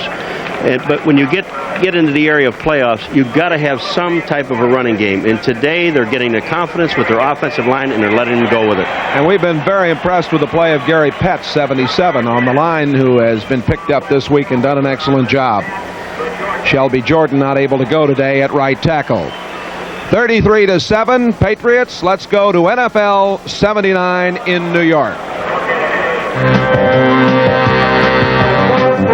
79 in New York, and even as you are watching the Patriots romp, the Bears are out in front of the Jets, the Browns out in front of the Dolphins. We'll have scores, we'll have highlights, plus we will have a special update from NBC News on the hostage situation in Tehran. We will have statements from hostages being held inside the embassy. All that after these messages from your local station. Hello again, everyone. Brian Gumbel and Mike Adamley. We welcome you back to NFL 79. This is week number 12 of the season. We will get you caught up on the scores and highlights. But first, this update from NBC News. 3 Americans, 2 men and 1 woman, held hostage in Iran were permitted to appear before news cameras today. Here now, first NBC pictures and the hostage statements from inside the embassy compound. It is night in Iran. 3 of the hostages to be released were paraded in front of newsmen a short while ago. They are Marine Sergeant Lordell Maples, Kathy Gross, and Marine Sergeant William Quarles. Maples answered a question about the Shah. I don't know that much about the Shah. I've heard much about him, and I've heard of the thing that he might have done while he was here. I can't say that he should be returned for trial or not. I don't know. But if it so be it, it will be done. Our conditions here have been very good. We haven't had any problems. We've been fed more than fairly. We've slept nights. There haven't been any problems physically. Maybe people have been mentally upset, but other than that, we haven't had any problems. Michael Silver, NBC News, New York. Again, those statements made by 3 people still being held hostage in Iran. Those statements from inside the embassy compound. Should further developments warrant an update, you'll get it right here on NBC. Let's turn our attention now back to football in Cleveland. The Browns going against the Dolphins, 2 7-4 teams. 2 teams with playoff aspirations in a very big ball game today. The Brownies out in front early in the third period of the Dolphins, 7-3. And Mike, we knew coming into this that the Dolphins could play defense this well. Are you surprised the Browns are turning in such a great defensive effort? Well, after getting wiped out by Seattle last week, I'm sure Sam Rutigliano's stress defense, in particular a pass rush because of those good wide receivers for Miami. As Cleveland goes, or as this Brian Sipe goes, so go the Browns. But AFC's second leading rusher, Mike Pruitt, also has done some great work here. 75 yards in the first half alone, including that 24-yard run, which set up Cleveland's first touchdown. Greasy did find Duriel Harris for 33 yards to set up an Uwe von Schaumann field goal of 38 yards to make it 7-3. And Bryant, both these teams 7-4, so needless to say, a key ball game. It certainly is. Alrighty, we understand that in that ball game in Cleveland, Miami is on the drive right now. Miami trailing in this ball game, as you see. Browns out in front, 7-3. Let's go there live, and we will check in with our announcers, Charlie Jones and Len Dawson. This is Charlie Jones, Len Dawson. We're at Cleveland Municipal Stadium, where the Cleveland Browns are leading the Miami Dolphins 7-3 in the first half. Pat Moriarty scored for Cleveland from 2 yards out. Uwe von Schaumann kicked a field goal. That was the score at halftime, 7-3. Tom Darden of the Browns, shaken up just a moment ago, came out. Now he comes back in. The line of scrimmage is the Cleveland 9-yard line. Miami has the ball. 2nd down and 8. They started this drive back on their own 33. Pushed back through. Touchdown for the Miami Dolphins. It is Delvin Williams. Williams coming back off of that rib injury scores. The Dolphins are out in front for the first time. Well, we don't miss an awful lot here at NFL 79, so the Dolphins move out in front in that ball game 9-7 over the Browns. That pending the extra point, we'll get word of it to you before we hop away. Dallas against Washington, big ball game going on in the nation's capital. The Redskins pulling the surprise right now over the 8-3 Cowboys. At the half, out in front 14-3. Theismann, a 4-yard pass to John McDaniel. Riggins, a 3-yard touchdown run. If you want a stat that should bother Tom Landry, how's this one? The Cowboys haven't rushed for a touchdown in their last 4 games. Big ball game going on in Chicago, too. The Bears and the Jets. Two teams with playoff hopes going at it. 14-6. Bears out in front early in the third period, but so far been a costly game. Walter Payton has been rushed to the sidelines with a shoulder injury. What's the report, Mike? Well, apparently we thought it was a shoulder injury. However, looking at the monitors, we have seen that Walter is now sporting a neck brace, so perhaps something is wrong with his neck. The Jets figured to win this ball game because of their outstanding offensive line, perhaps the best in all of football. And it was going to be that way early on when Todd found Jerome Barkham in the end zone for this score. However, Tony Linhart's extra point was blocked by Mike Spivey, number 47. And the Bears took advantage as Mike Phipps later on found Ricky Watts, the rookie out of Tulsa, for 21 yards. He beats cornerback Johnny Lynn there. Extra point was good. The Bears led 7-6. Richard Todd went back to pass in the second quarter. He was looking for Derek Gaffney. Instead, Terry Schmidt, the cornerback, picks it off, and it sets up this 1-yard touchdown run by Dave Williams to give Chicago a 14-6 lead. Willie McClendon has replaced Walter Payton in the Chicago backfield. He's a rookie out of Georgia who has looked very good, but he is no Walter Payton. Let's hope there's nothing serious. And I think we got to nominate Tony Linhart as Walt Michaels' least favorite person. The last 2 weeks, 3 missed extra points and a missed field goal. Not too good. Also, updating that Miami-Cleveland game, the extra point was good. Dolphins out in front of the Browns 10-7. Okay, two of the NFL's have-nots playing in Buffalo. Green Bay out in front of Buffalo at the half. That score 12-6. The ball game you're watching up in Foxborough, New England, just romping all over the Baltimore Colts. You know, Mike, it was the Colts' misfortune to run into the Patriots today after they were embarrassed by Denver last week. And again, they had to start a game without the services of Burt Jones. He was replaced by Greg Landry, and usually the Colts do not win, nor do they fare very well. It looks that's what's happening in New England today. Steve Grogan, he has been outstanding at one point in the second quarter, 8 for 8, 137 yards. He's got 2 touchdown passes already, which gives him the league lead over Terry Bradshaw with 22. Bradshaw has 21. And, you know, maybe we have been a bit unfair to Mr. Grogan. As Ron Earhart said last week, the guy is having a super year. Maybe he does kind of go to sleep at the controls from time to time, but 21 TD passes is nothing to laugh about. And right now, 33-7 is only a laughing matter in the Patriot dressing room. Okay, Mike, 2 other ball games. St. Louis, Philadelphia in the... There's a look at the folks here in Foxborough as we swing back into Schaefer Stadium. Here at halftime, 2 teams coming back onto the field. New England leading it 33-7. You see that truck there with the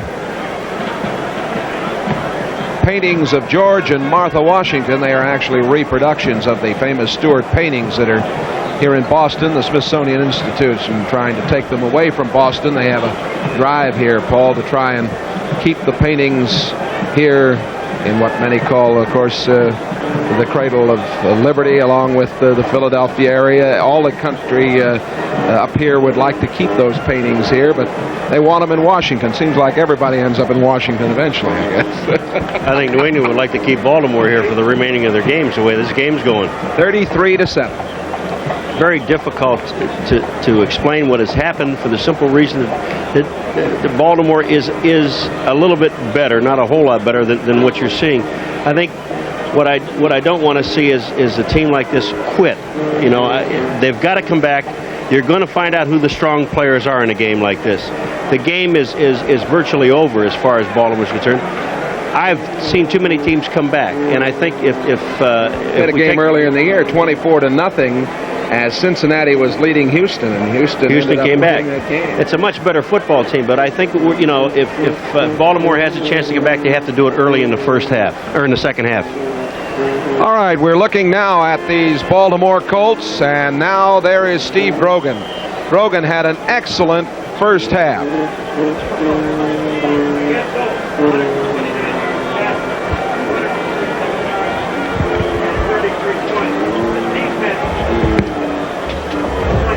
Fall apart a little bit.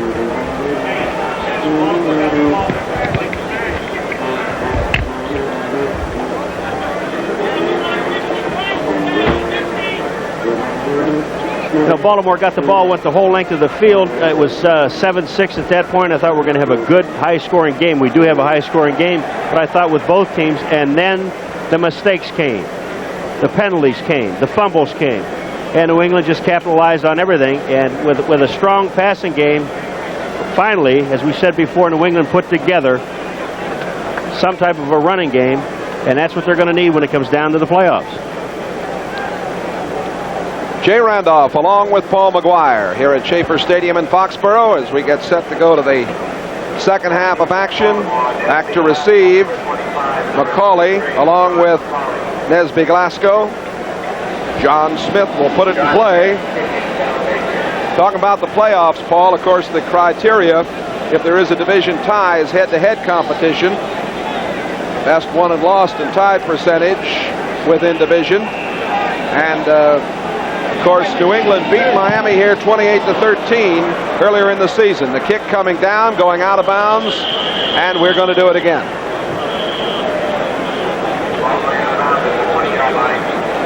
The one thing that a team like New England has to do, and I'm not saying because you've got Baltimore in a situation where you have them 33-7 to pour it on and really make them look bad. But you can't really sit back and say, okay, we're 26 points ahead. Let's just sit on it. You still have to do the things that you're going to do in the next game and the game after that, and that's be sharp. You've got to work on your... It's a good chance for them now. They've had a bad running game so far this year. Work on it. Do some things. Throw when you have to throw. And if Baltimore gives you the pass, take it. Be nice if they had Kavanaugh today and had a chance to use the young quarterback. He might be back in a week to 2 weeks after the surgery to remove bone chips from his knee. Nesby Glasgow at the 15, the 20, 25, got a block, got to the 30 and goes down. Nesby Glasgow bumped hard by John Zamberlin, who played very well on the specialty units. Well, this is what it's all about when it comes down to it, special teams. Watch 54, Zamberlin right here. Just an excellent hit. And down went Nesby Glasgow. It is Greg Landry at quarterback, number 11. The offensive unit will have Joe Washington and Don Hardiman, 20 and 36. The wide receivers, Dowdy, 35, and DeRue, 87, as Carr went out with that hamstring problem early. Reese McCall, 86, the tight end. Mendenhall is at center, 57, flanked by Pratt, 61, and Huff, 62. And it is Van Dyne at left tackle, 67. Hart, 68 at the right tackle spot. Wade Griffin went off earlier for the Colts. The referee, Gordon McCarter, having something to say to Ted Marchibroda. Mr. McCarter lost Tony Kramer, his umpire, in the early going with a leg injury. We have an officials crew, one short. Landry 12 out of 19 for 86 yards. And it is 33-7 as the Colts try to get something going.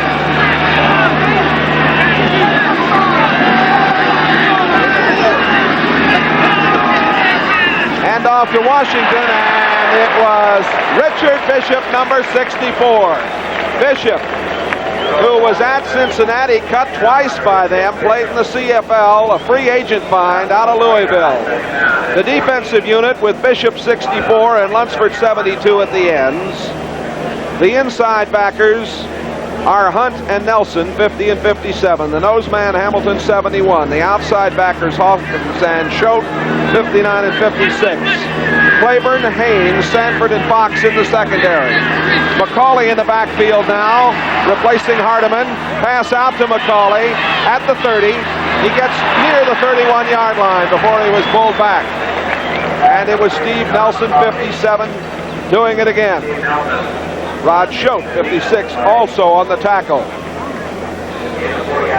right, we're going to take a look at their linebackers here. Nelson, 57. Just take a look at them. They're dropping back. They read pass because the screen does show the pass, and now they come up to make the play.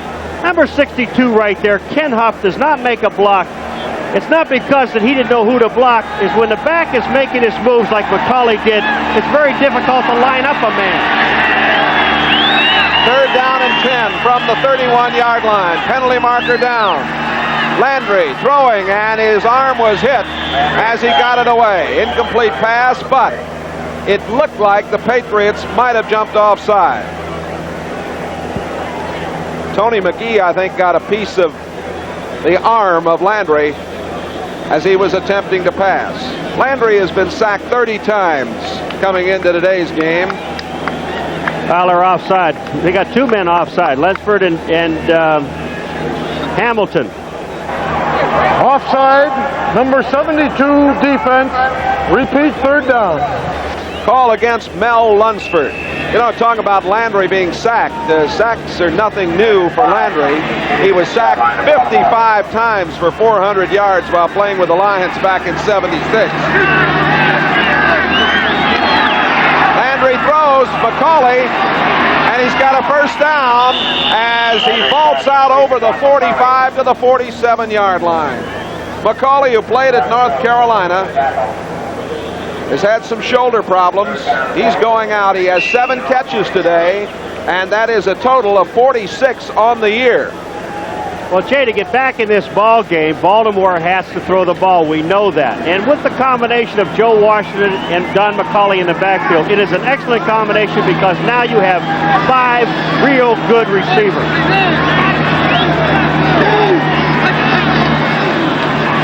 Washington sweeping it outside.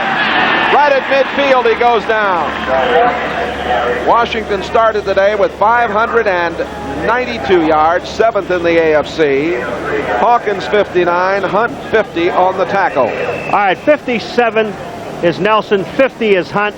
Now watch the 2 linebackers. They're moving to the outside, playing the runner. They're keeping the runner in line. Nelson takes on the blocker. Hunt makes the tackle. That's just teamwork. 2nd down and 7 at midfield. Patriots showing a blitz, now back off a bit. And they run outside, and a fine play is made by Rod Choate. Choate, a very, very consistent performer, as we've said, making the tackle on Washington. This is a good play if you can beat the outside linebacker. That's the one thing that Joe Washington could not do. Look at the tackle that Choate made right at the ankles. Didn't give Washington a chance to get his feet up in the air. Good play by the defense. A loss of 2 yards. 11 and a half minutes to go in the 3rd quarter. The Patriots lead it 33-7. The Patriots having their biggest quarter in their history in the 2nd period here.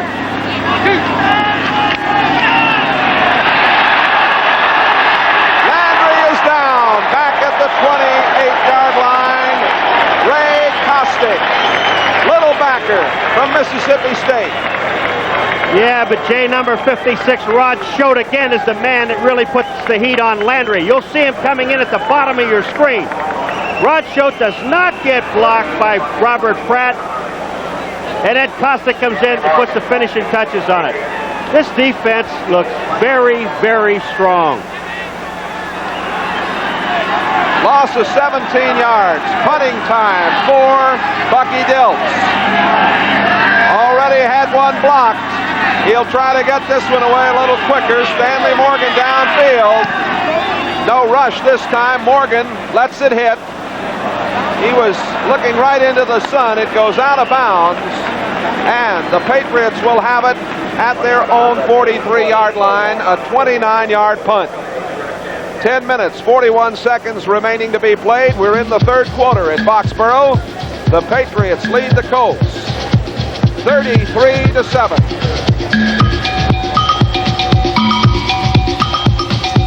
Patriots setting up shop, Paul, at their own 43-yard line. 29-yard punt, Jay. What happened? The punt before that, Dilts had it blocked for a touchdown. He's got it in the back of his mind. He rushed the kick and only got a 29-yarder out of it. Grogan at quarterback with Calhoun and Ivory. Handoff going to Ivory and down just about at the line of scrimmage. Ed Simonetti, the linebacker, 56, was there. Cunningham came off limping in the first half. Looked like it might be an ankle problem, and we have not seen him return since that time. So it has been Ivory and Calhoun, and the Patriots have run the ball very well. Jackson 29 and Morgan 86 are the wide receivers. Russ Francis playing at the tight end spot. Patriots really happy to have him back. He means so much. Grogan throws, almost intercepted by Reggie Pinckney, who's playing the strong safety. Here to be headed for Harold Jackson. Miami is leading in the 3rd quarter at Cleveland 10-7. Delvin Williams, a 9-yard run. There are the standings. New England and Miami atop the AFC East. The Colts go to a nickel defense. 3rd and 11 coming up. 10 minutes to play, third quarter. 33-7 Patriots.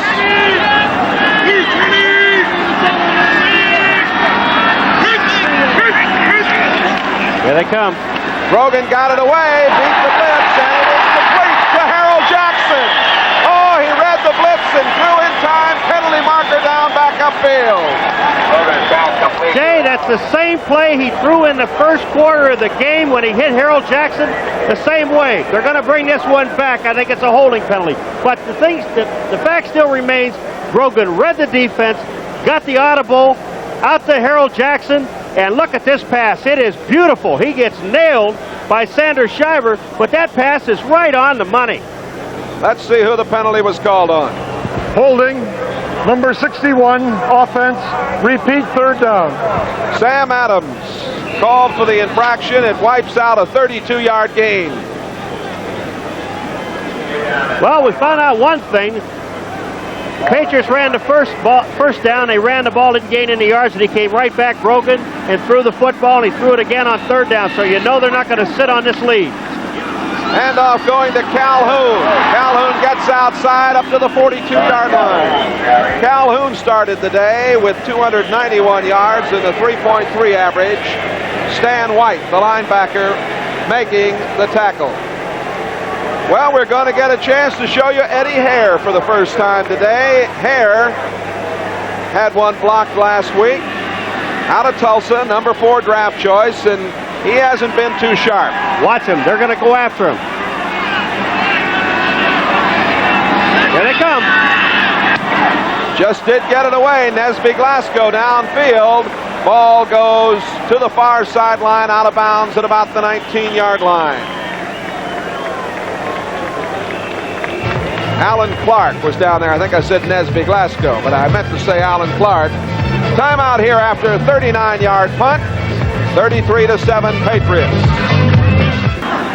The Colts ready to go. 1st and 10, the 20-yard line.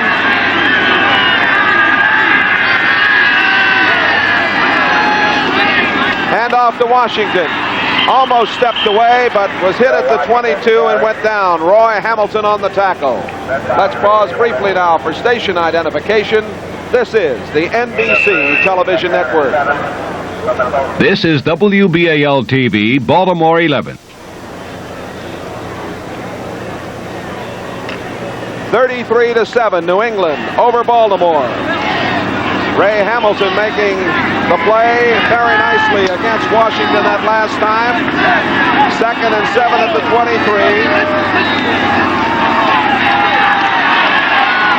Long throw for Washington, overthrown from Landry. With Paul McGuire, the old linebacker, the old punter, and one of the original members of the AFL back in 1960. This is Jay Randolph. Hope you're enjoying the action. I know it's a tough day for those of you watching in the Baltimore area, but the Patriots have taken advantage of every break, and they have made a lot of their own breaks and lead at 33-7. Washington, 38 yards on 9 carries, but he has not gained in his last 6 opportunities. 3rd and 7 for the Colts. The throw comes out to McCauley, and he is up over the 30 and steps out of bounds at the 33-yard line and has got a 1st down. The coverage by Mike Haynes, who ran him out. Clock stopped with 8:24 to play, 3rd quarter. The play before this, Landry had Joe Washington isolated on the linebackers to the outside. He had him on number 59, Mike Hawkins. This time, he had Don McCauley coming out to this side on number 56, Rod Choate. What they're giving him is one-on-one coverage with the linebackers coming on the backs, coming out of the backfield. What he has to do is take it and start throwing it to his back. 1st and 10 at the 33-yard line for Baltimore. Play action fake. Landry going to the far side and a bad throw. He was trying to get it to Brian DeRue, the first-year man from Redlands out in California, and the pass out to the right too far. Cleveland, 14-10 over Miami, and I don't think they've announced that score here in the stadium yet because well, here it is right now. They've just announced it, I think, because we get pretty good roar from down below. Brian Sipe throwing to Newsom, a 14-yarder. 14-10, Cleveland over Miami. 2:44 left in the third quarter. Second down and 10. Landry rolling. Got running room. Landry out and very close to the first down. I think he stepped out just about a foot shy of the marker. And I might tell you that marker over there on the far sideline, the red marker they put on the sideline, you see it right there in the left of your picture, that is not necessarily official. They use the chains always and not the marker. He was hoping to get a block from Reese McCall, and Reese McCall couldn't make a block for him. Pittsburgh, the defending world champions, at San Diego. Big one today, and it'll be seen coming up over most of these same stations. You folks in the New England area, of course, will not see it because you're watching just the Boston area, I should say, will not see it. There's Dowdy coming in motion, the handoff to McCauley, and Mike Haynes came across from right corner to make a big play. Haynes out of Arizona's face. If they had that play to run one more time, they would have fired the ball to Dowdy going to the outside. Nobody blocks Haynes, and watch what he does. He comes across. Hardiman did not get his man, and they tackle McCauley for a loss. Now they have to turn the ball over again. Pretty good indication why Haynes has played in 3 consecutive Pro Bowl games. Punting situation, Bucky Dilts. Dilts punting. Stanley Morgan back east for New England.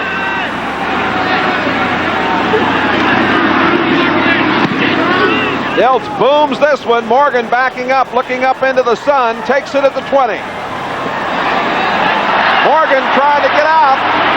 Got a block. The marker goes down. Here comes Morgan up the sideline. Back into the middle. There is a penalty marker down, but Morgan is going to go, and we'll have to wait and see. 79 yards, and now we'll wait for the officials to unravel it. This crowd on its feet, thrilled by that performance by the Roadrunners. Stanley Morgan. I'll tell you, one guy got his clock cleaned down at the other end of the field. Oh, man. Personal foul. Unnecessary roughness. The kicking team. Touchdown for the Patriots.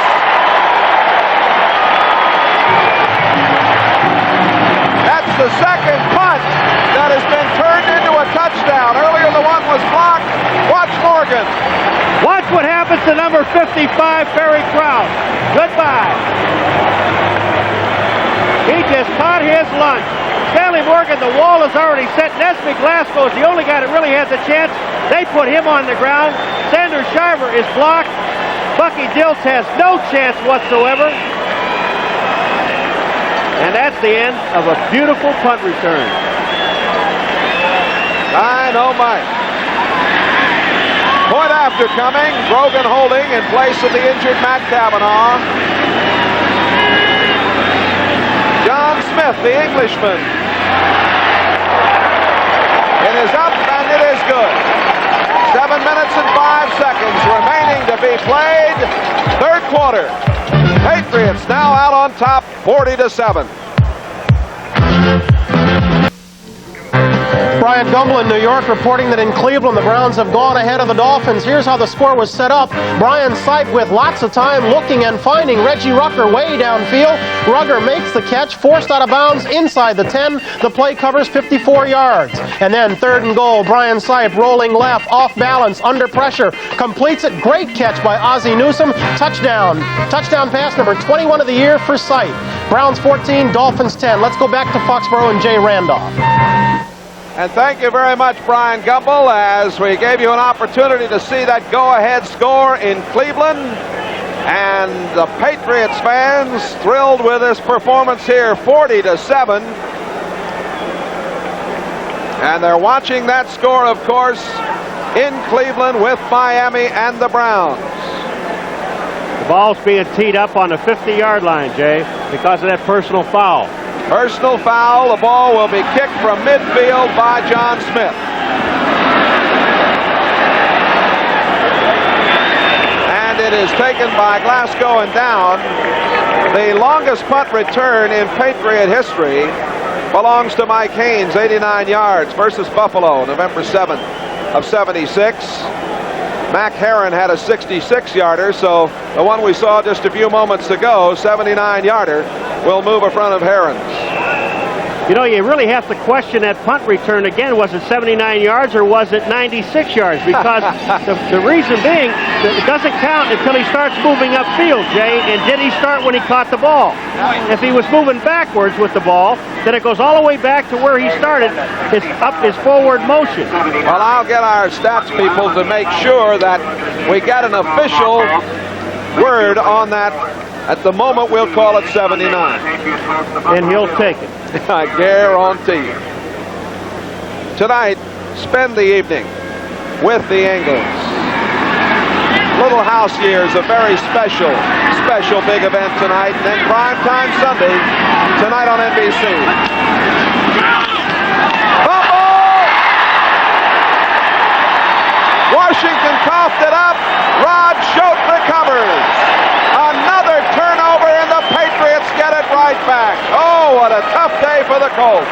And there's still 22 minutes to play in this ball game. Schote's not going to give the ball back. He's going to take it home. No, that's mine. That's it. I better start looking up most points in the game. There may not be enough room on the scoreboard. 56, I think it is. Owen coming in.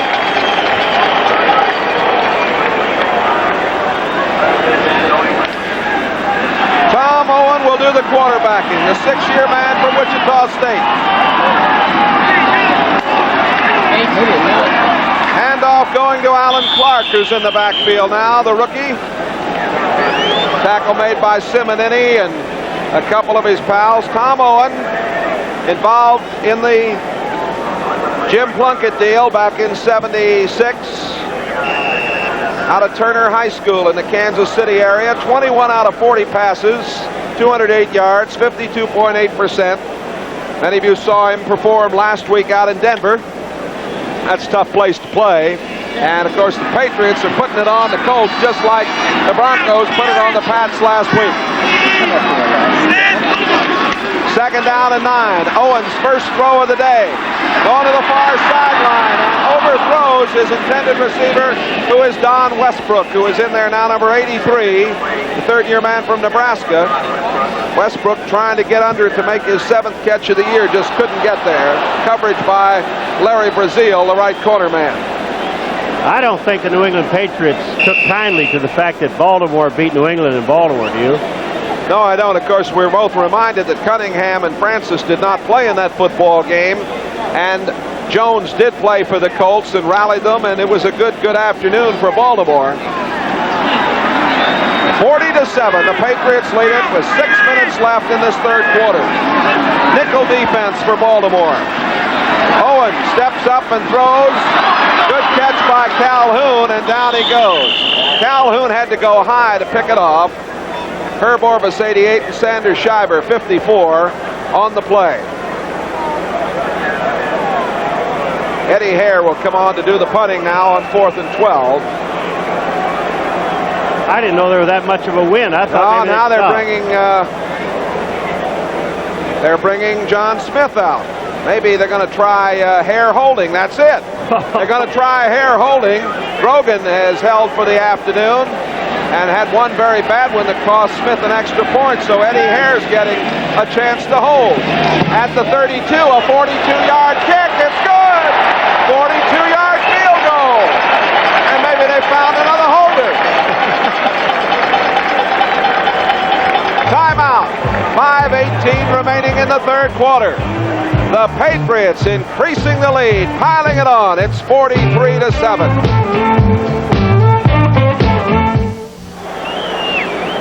With Paul McGuire, Jay Randolph at Foxborough, Massachusetts. John Smith will kick off. There's Steve Grogan. Last week when you saw him on the sidelines in the first half at Denver, he didn't know where he was. Today he does. The whole team knows where they are. Back upfield, Nesby Glasgow at the 25, the 30. Penalty marker down. Glasgow at the 40, at the 50, and out of bounds at the 45-yard line. John Smith shoves There's a penalty marker down back at the 23-yard line. Clipping against Baltimore. Another penalty to this penalty-ridden club. Now this is an interesting, it's not clipping, it's hitting, they call it hitting below the knees. You are not allowed to block below the waist on any of the returns. And that man has got to be sick. His team is the most penalized in the National Football League.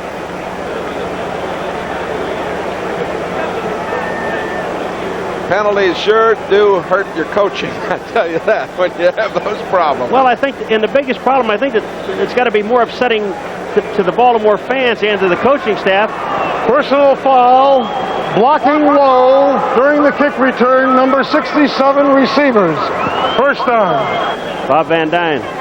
But what I was going to say is when your veterans are making the mistakes, Jay, not your young people, but your older veterans are making those mistakes, that really hurts your ball club. Washington leading Dallas. Look at this score, 21-6, third quarter. Breaking through is Washington. He's out to about the 18-yard line before Julius Adams gets him. In that Washington game, Theismann has thrown for a couple of touchdowns. One to McDaniel, one to Clarence Harmon. Riggins has scored.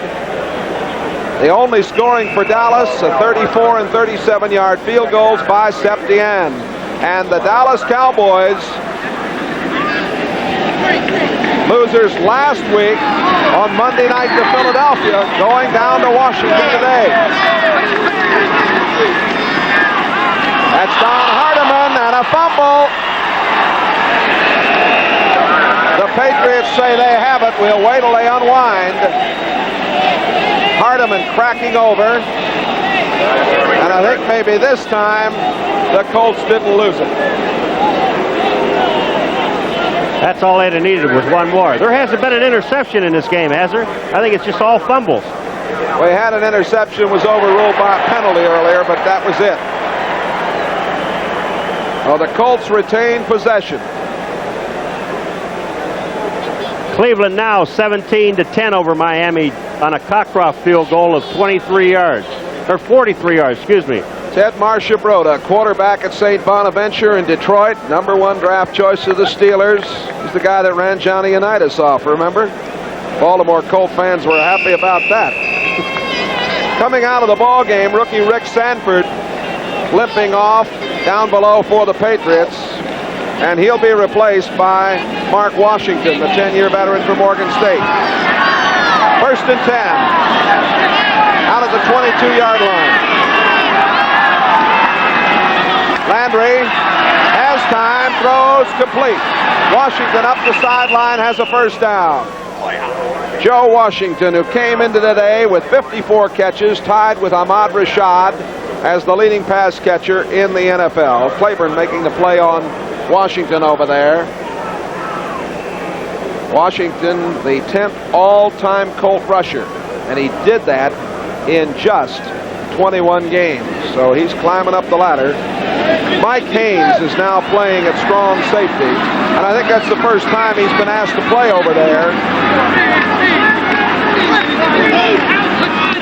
First and 10, Landry throwing and almost intercepted.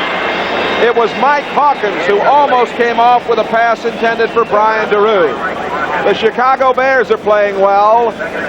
23-6 over the Jets this afternoon as Bob Thomas has just kicked a 24-yard field goal, and that came after a Mike Phipps to Dave Williams pass. They're midway through the fourth quarter, and it is Chicago 23-6 over the Jets. 43-7 here, Patriots. Cleveland 17-10 now over Miami. Cockcroft with a 43-yard field goal. Pass to McCauley.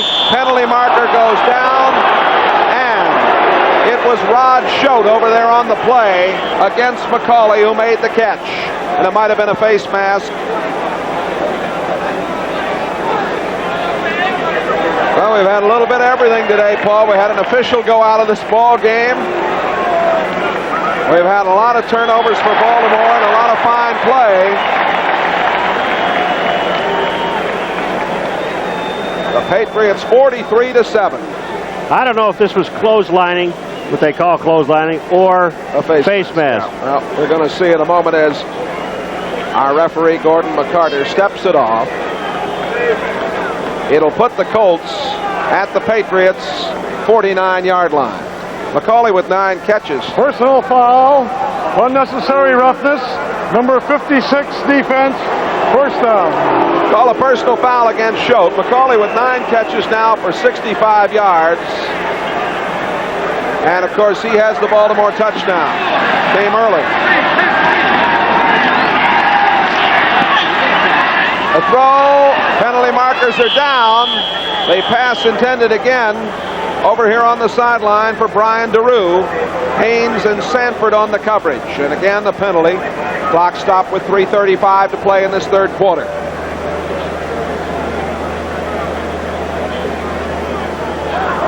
Indication is it's against the Patriots, a personal foul. An awful lot of personal fouls. I said before, there's no reason to get sloppy in this game, and don't start doing things that are stupid. Maintain your cool. You've got a 43-7 lead. You've got about 18 and a half minutes to play. Don't give them any reason to get back into the game. I'm an optimist. I just feel that there's never too many points that you can't overcome. Foul, unnecessary roughness, number 50 defense, first down.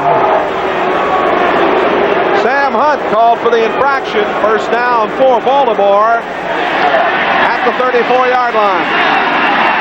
Washington and Hardeman. More penalty markers go down as the handoff goes to Joe Washington. Washington is inside the 25-yard line.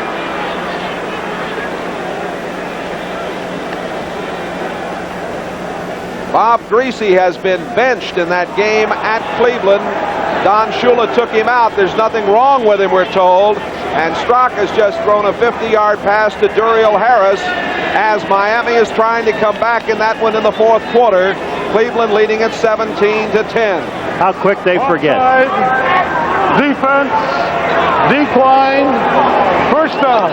Offside charged against the Patriots. It's declined, first down. Let's just talk about the last play. There was an offside call. The whistles did not blow. They threw the flags. They gave the ball to Washington. He almost scored. Heads-up play by the defense stopped the drive, but he picked up the first down. Greg Landry at the quarterback slot. Bert Jones not playing again this Sunday for Baltimore. A throw, great catch by Washington. Joe Washington. Paul, I love him. I remember a catch that you and I saw this man make earlier, and Baltimore fans will remember it. Watch this and think back to a day in Buffalo. Oh, the guy's got such great hands and great concentration. That's why he leads the National Football League in receptions. Just a good football player that gives you everything on every play. You can't get more than 100%, and Joe Washington gives you that. He's caught 4 today for 36 yards.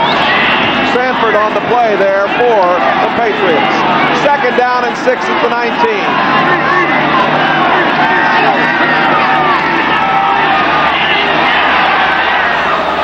Pass going for McCall and incomplete. Coverage by Prentice McRae. Reese McCall, the intended receiver. In Cleveland, Don Strock to Bruce Hardy, 2-yard pass. With 11:40 left in the fourth quarter, Miami and Cleveland are tied up at 17. Here we have 3:14 to go, third quarter. The Patriots perking along 43-7 over the Colts. And, you know, among the oddities in today's game, as you look back. Wait a minute. Perking? It's a euphonic sound, don't you think? I kind of liked it. I don't. Among the oddity, I got an oddity. You interrupted me there. I'm going to tell you something here in a moment. 3rd and 6 at the 19. Patriots again showing the blitz. Landry in trouble. Down he goes. They came.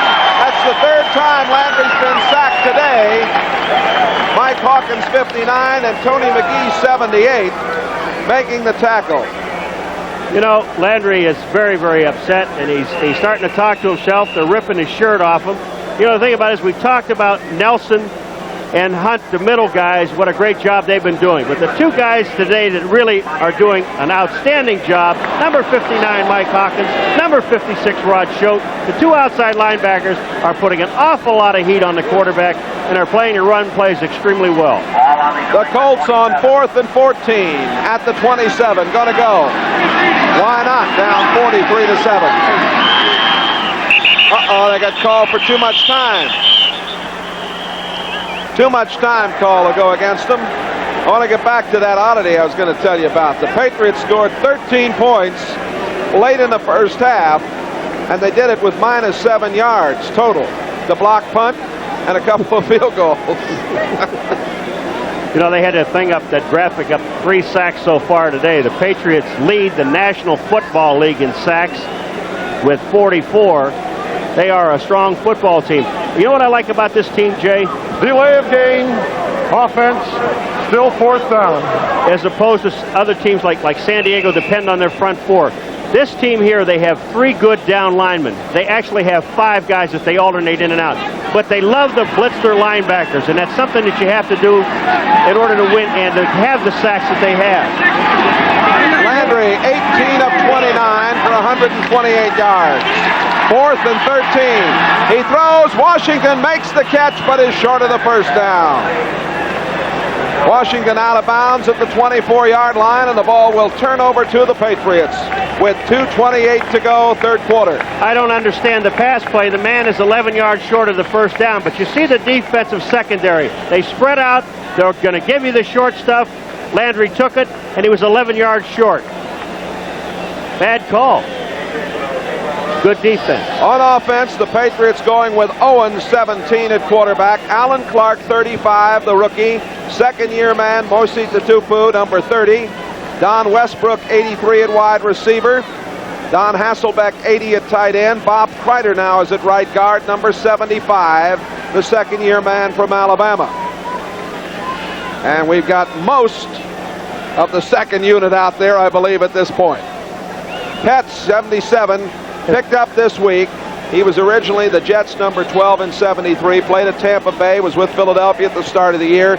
He has been a factor today. The running game went very well, and he had a lot to do with it coming in Wednesday or Thursday of this week. On Wednesday, I believe.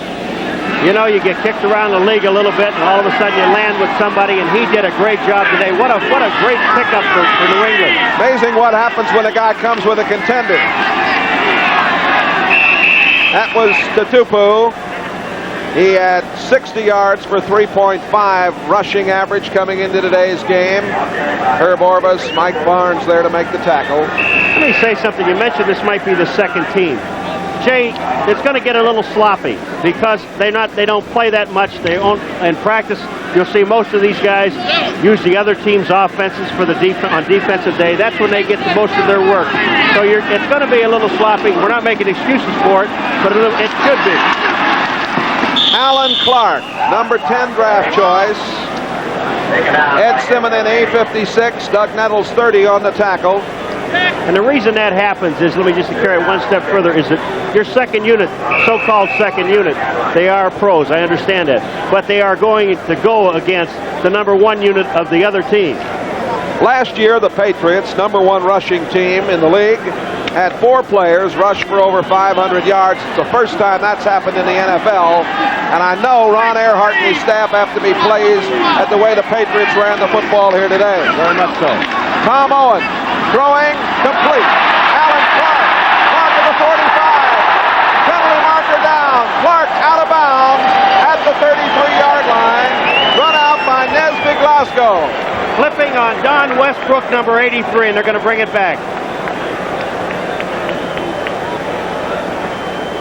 38-yard play, clipping indicated, and Paul, you picked it right out of the pile. It was Westbrook.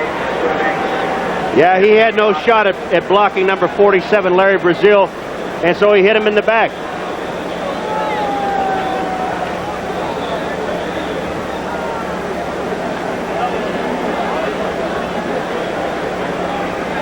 We have 1:07 remaining to be played in the third quarter. 7-6 at the end of the first quarter. The Colts led it, but then it was 33-7 at half, and it's now 43-7 Patriots. Jay, this is interesting. When he gets done, I want to explain something. Personal foul, clipping number 83 during the run after the completion. The penalty brings the ball back inside the yard to gain. It is 3rd down. That's what I was going to say. They actually picked up 4 yards on the play. Not a bad deal if you can work it out. All right, you're going to see the clip right here. And that, ladies and gentlemen, is a clip. Not only is it a clip, it's also holding. Westbrook comes out of the lineup.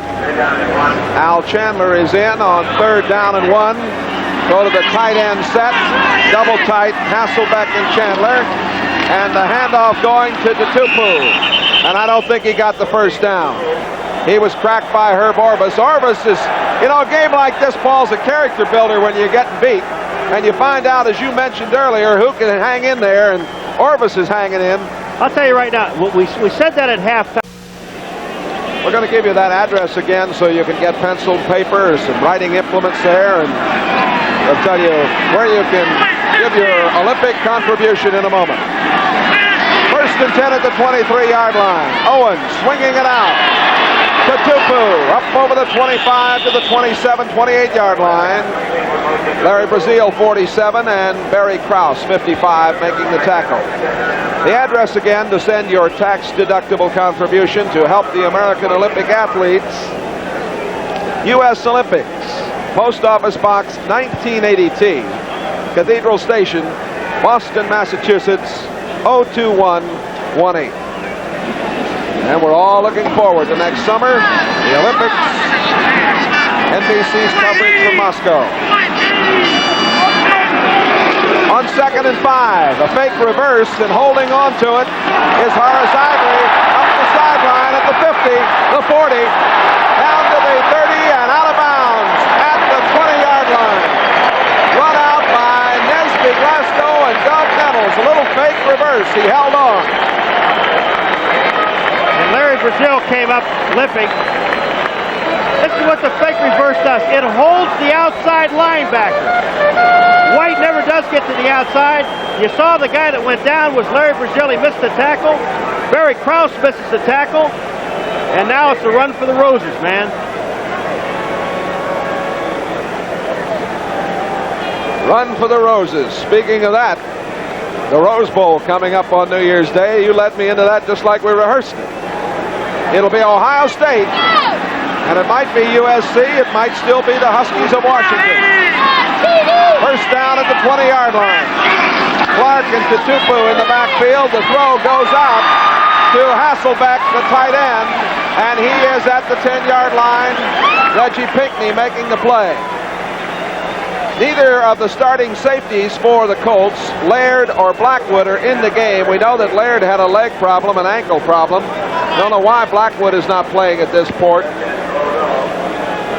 Ivory with 116 yards on the afternoon now, Paul, on 12 carries. These fellas, speaking of the Colts, they look like they're waiting for the bus right here, these guys. They'd like to get out of here. 1st and goal to go, just inside the 10, and the handoff, and back out comes Tupu. You know, the guy that caught the pass to play before, Hasselbeck, number 80, an excellent football player. He knows that he's playing in the shadow of Russ Washington, the finest tight end in the game. All right, now you got number 80 in the game. You see him on all the special teams, or Russ Francis, actually Russ Washington, excuse me, Russ Francis. But you see 80 in all the special teams doing his job over and over and over again, waiting for the chance to play. And this guy hustles all the time. He knows what he has to do. He is the backup, and he's content doing it. 2nd down. Owen throwing, and it is complete to Hasselbeck. Dropped the ball. Picked up. That's Pinckney coming back with it. Well, Hasselbeck made the catch and then coughed it up. Tupu making the tackle. Well, I just talked about this guy. All right, they run a square out, about a 6-yard square out. Hasselbeck does catch the ball. Nettles hits him. Nesby Glasgow hits him. He's the man that really pops the ball away. And number 37, Reggie Pinckney, picks it up. The two boos made the tackle. 13-12 remaining in the football game. Timeout at Foxborough. Patriots 43, the Colts 14. Hasselbeck, when he coughed up that ball a moment ago, was shaken up. He's on the sidelines being attended to as the Colts take it 1st and 10. Pass comes out to Hardiman. He's at the 25, at the 30. And dumped as he got across the 30-yard line. Mike Hawkins undercut him, number 59. Now we're talking about Hasselbeck. He is a very talented metal sculptor and painter. You look at some of the crowd now beginning to head for the exits here at Schaefer Stadium in Foxborough as we had a sellout crowd. The stadium seats 61,297, and a good many of them who had tickets were here this afternoon. Patriots leading 43-14.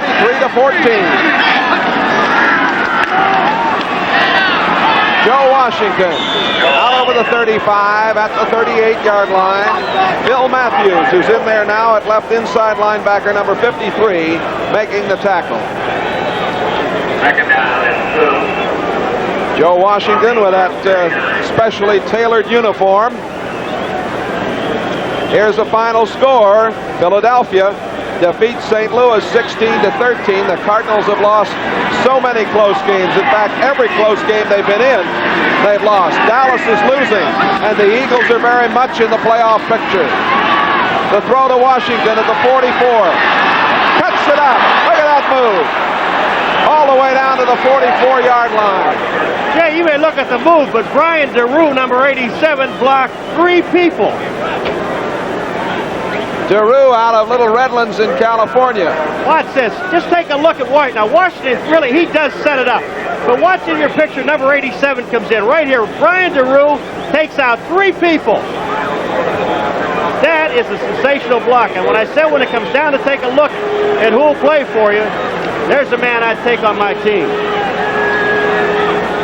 DeRue, number 87. 1st and 10 at the 43-yard line. Landry is hit, and it was Fox who came in. The safety blitzing across, firing through. We wanted to wait and see if they would call it an incomplete pass, whether his arm was in motion when he was hit, but it is going to be called down, I believe. 8 people came. And at the end, you see the safety in the back, number 48. Tim Fox is the man that nails Landry. Well, they're calling it that he was down back there. 2nd down and 20.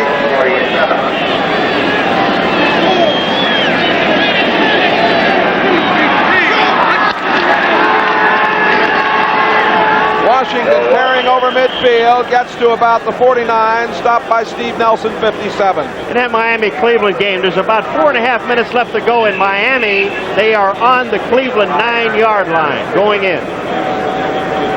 In that Washington game, or excuse me, in that Philadelphia game, Washington is winning over Dallas, as we told you. Philadelphia has defeated St. Louis. The winning play was a pass from Jaworski to Trefley of 40 yards. Washington leading 24-13 with 12 minutes left over Dallas, 4th quarter. 3rd and 15 from the 48. Moving with it is McCauley. Penalty marker down. McCauley has run out of bounds at about the 32 by Steve Nelson. And holding is indicated against Baltimore. Landry just can't get anything going, and I'm going to tell you right now, it's not his fault. The man has played an excellent football game, and he's just not getting any help. Every time they get something moving, that was a super call. 3rd and 15 to go. He runs a sweep. They pick up the 1st down. They have a holding penalty. Landry, 21 of 32, 164 yards. Not a bad day, Jay. Not a bad day at all. Holding number 86 offense. Repeat, 3rd down. Reese McCall, the tight end, charged with the infraction. Ted Marcia-Broda, his team won 9 straight in 75. Francis and Hasselbeck, the tight ends, talking things over. Miami just went ahead of Cleveland 24-7. 17, excuse me, 24-17.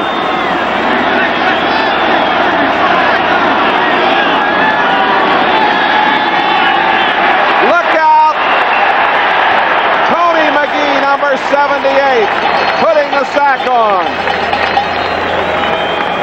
That's the 5th time that the Patriots have come up with a sack.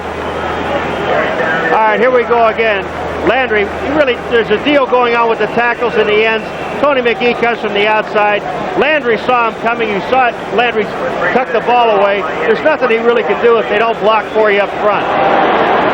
Delvin Williams has his 2nd touchdown of the day in that Cleveland-Miami game. Don Strock threw a 4-yard touchdown pass to him.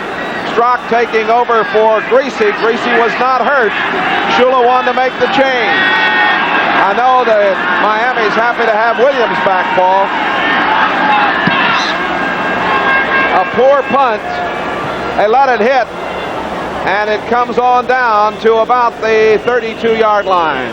And that's where we will have it when we come back with 8:50 left to go in this ball game. A 37-yard punt. Patriots lead the Colts 43-14. Coming up over most of these NBC stations, you'll be seeing the Chargers and the Steelers once this is over here. Final score, Chicago 23-13 over the Jets. Handoff goes to Alan Clark. Clark to the 35-yard line. Esby Glasgow along with Stan White and Joe Ehrman also in on the tackle. Paul, sometimes people say that we shouldn't compliment the crew, that the crew is here and they're being paid and they should do a good job. Well, we're not going to have time to get the credits in today, and it's always great to work here. We've got a tremendous crew here, have given us great pictures to talk about, and I want to thank them. Who are they? A lot of your friends are here. Alan Clark. You could call him the Berquist Punch. Now we've named his name. We have to name everybody else, I guess. We've got John Wayne here today and Billy Kidd. That's all? And that's the truth. That's all we have? Oh, no, there are other fellas here, too. Don't worry. You mean Jim Maroney? Jim Holmes? Art Parker is here. Jim Maroney. Jim Holmes. John Filippelli, old Flip. Lou Gerard. Jim Cully. And a cast of thousands. Alan Clark. Clark over the 40 and out of bounds at the 42-yard line. The disc work here today has been done by Norm DeCitas, and that's an interesting job, spinning the disc, so you can see the replays that Paul comments about. There is Mr. Grogan, and he was right on target today. You know, this shows the sign of a strong, strong football team. When you get beat as badly as they got beat last week in Denver, and then to come back and put a show on like they put on today. Grogan was 8 of 13 while he was in there, 133 yards, 2 touchdowns. Tupu and Shander Shiver right there to make the play. Paul, you and I will be back here next week when the Buffalo Bills will be coming in here, and the Bills have quite often come in here and pulled the upset. They always have a good game against New England. And of course, they've got the best passer in football, Joe Ferguson. It'll be the 20th anniversary game here next week. A lot of old friends are going to be back. I know you're looking forward to that. Miami leading 24-17 over Cleveland. 43-14, the Patriots here. 2nd and 10. Tupu at midfield. Nesby Glasgow on the tackle. Tupu, a number 8 draft choice. Played at USC.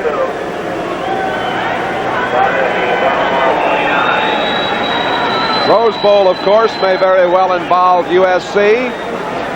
Orange Bowl will have Florida State. The folks in Florida got to be happy about that. They will play either Nebraska or Oklahoma. That to be decided next weekend. 3rd and 2. And the pass complete to Al Chandler. There's quite a story. Chandler, number 82, picked up on waivers from St. Louis a few weeks ago. He was here in 76, 77, played in 5 games in 78. Pretty handy fellow to have around. the Cardinals gave him up and then had the other tight end out there in St. Louis go down, and they really had problems. You know, you go down the list of the players on New England's team, Jay, and I talked to a lot of the scouts that go to different games, and a guy that comes to mind, an old coach of mine, Joe Madrow from the Oakland Raiders. Joe was telling me in Kansas City, when he came out of there a few weeks ago, I said, who is the best team in football? And you believe it? He said the New England Patriots are. Boy, when they're right, they're rough. Alan Clark at the 40, 35, down to the 30, and all the way down to the 28-yard line. Stan White and Reggie Pickney on the tackle. There's Ron Earhart in his first year from North Dakota. Great high school record out there in North Dakota. Moved on as an assistant at North Dakota. Look at the cut back here. You see Stan White, 53, gets caught to the outside. Just a little bit of holding by Brock, not a whole lot. And it gets Clark downfield. Tupu's downfield to block for him. If Westbrook makes his block on Brazil right there might have been a touchdown. A 21-yard romp right there. We have 4 minutes and 35 seconds remaining to be played. The Patriots lead the Colts 43-14.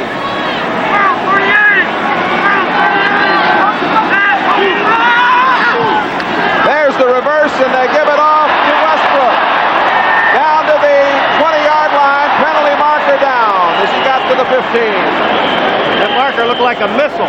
They ran that reverse on a fake earlier, and now they gave it off this time. Greg Fields, 79 on the tackle. Well, I'll tell you right now, Tom Owen will not let Landry get anything on him.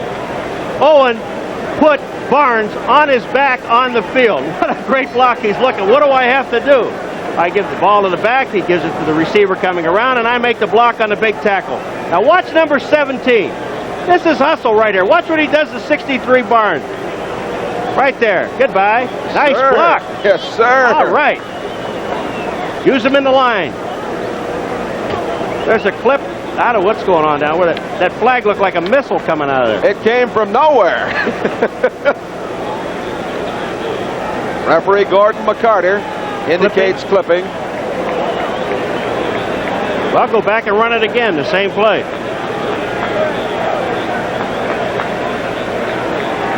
Patriots playing 2 games at home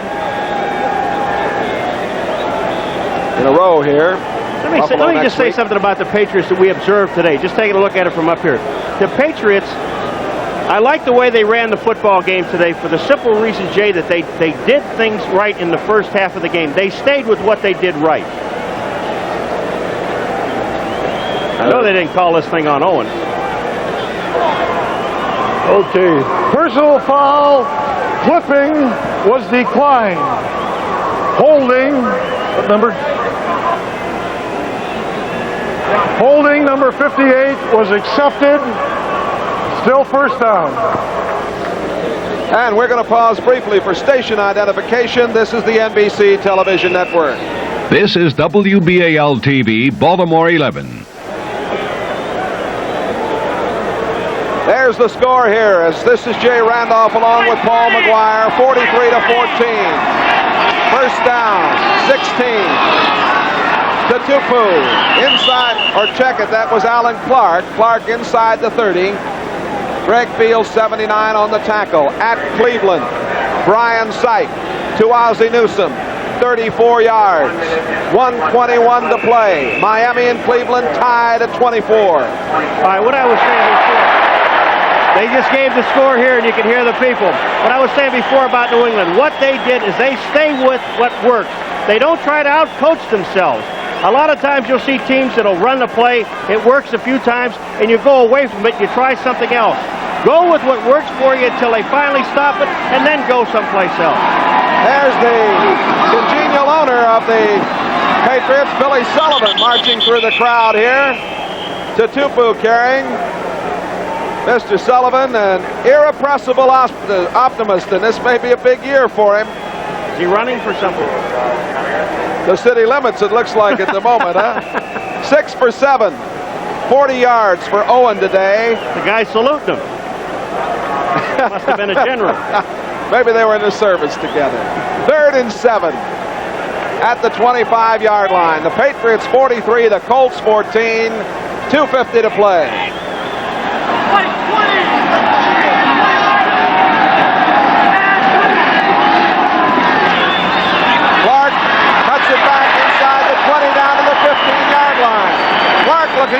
in the football.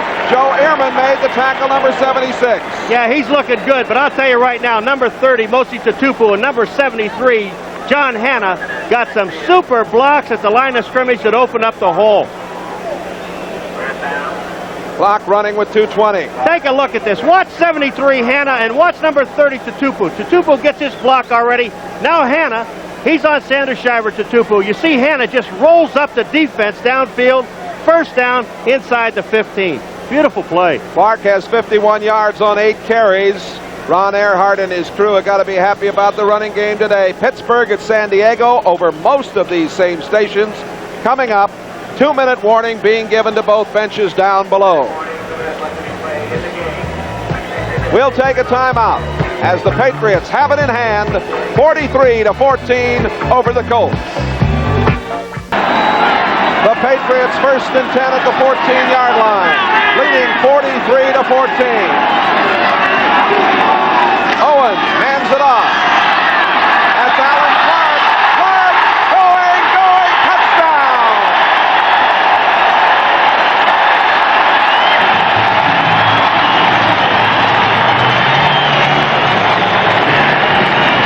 Well, they're loving it here. Clark, the rookie from Northern Arizona. I watched the run by Alec Clark. He does get some blocking at the line of scrimmage. Just too many people tackling with their arms. We've said so many things about Baltimore today that were negative. Joe Washington, Landry were a little bit positive. But I'll tell you, when it comes down to the nitty-gritty and you don't start tackling with your shoulder pads and your helmet, you're not going to bring anybody down. Not when you got a young guy like this that loves to run with the football. And you can arm tackle in the National Football League, and I don't care who you are. Second touchdown of the year for Clark. The kick is up, and it's good. It was Eddie Hare holding for the second time in the game. John Smith putting it through. Alan Clark with the touchdown. Cleveland and Miami are going into overtime. We're going to a commercial. The Patriots 50, the Colts 14.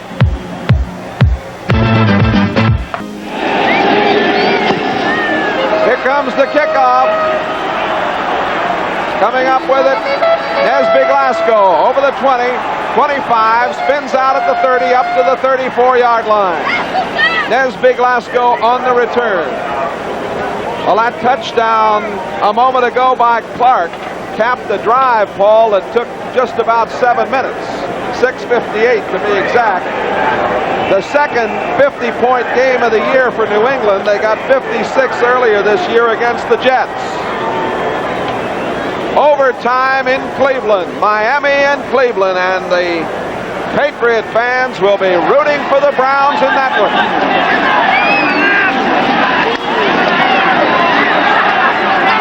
Pass coming out to Hardiman. Hardiman over the 40 up to the 43-yard line.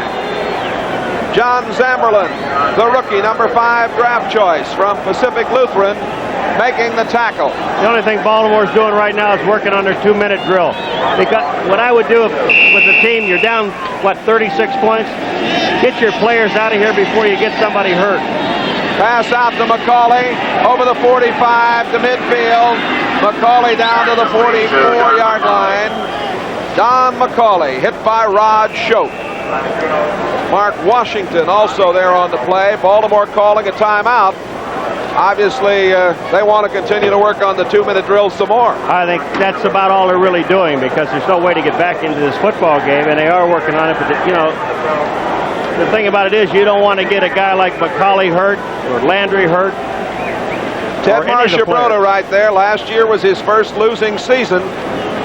Coming up over most of these stations, Pittsburgh at San Diego. McCauley has had 10 catches today for 80 yards. The Chargers and Pittsburgh, the world champion. And that is going to be some kind of football game. I'll tell you, the Pittsburgh Steelers are just awesome.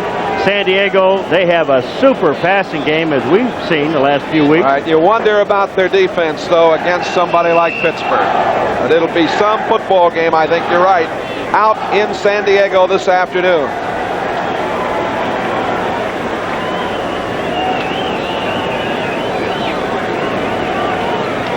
A minute and 5 seconds to go. And when we get through that, the misery will be over for these Colts, who are down 50-14. Hardiman down to the 40. Don't you know, after a game like this, Jay, that's an awful long flight home. Zamberlin, 54 on the tackle. Mark Boobin also in there, 63. Clock running with 45 seconds to go. The throw over the middle, and it is complete. The tight end, Reese McCall, making a fine catch, the tackle by Fox. That's the second great catch of the game, and I'll tell you, the guy, if you hit him with the ball in the end zone when he's open, he drops it. But put two people on him and throw the ball to him, he'll catch it. 25 seconds left, first and 10 at the 22. Out it comes. That's Gary in there now. Ben Gary, the rookie from Southern Mississippi, who made the catch. Fox on the tackle. The clock stopped with 16 seconds. Timeout, Baltimore.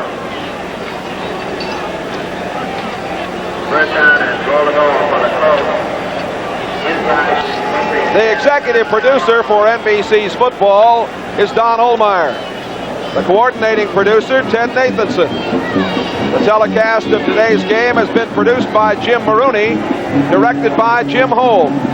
Technical director, Bruce Berquist. Our associate director, John Filippelli. Washington now leading Dallas 31-20 with 1:52 to go in the fourth quarter. That's a big win today for the Redskins. Danny White to Drew Pearson for 9 yards just moments ago, but it is 31-20, Washington leading Dallas.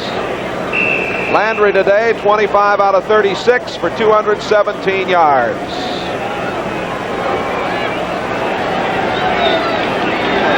One timeout remaining for Baltimore.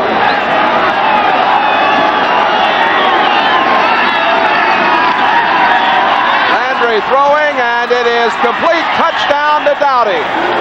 Glenn Doughty for the touchdown with 10 seconds left. Ray Claiborne on the coverage.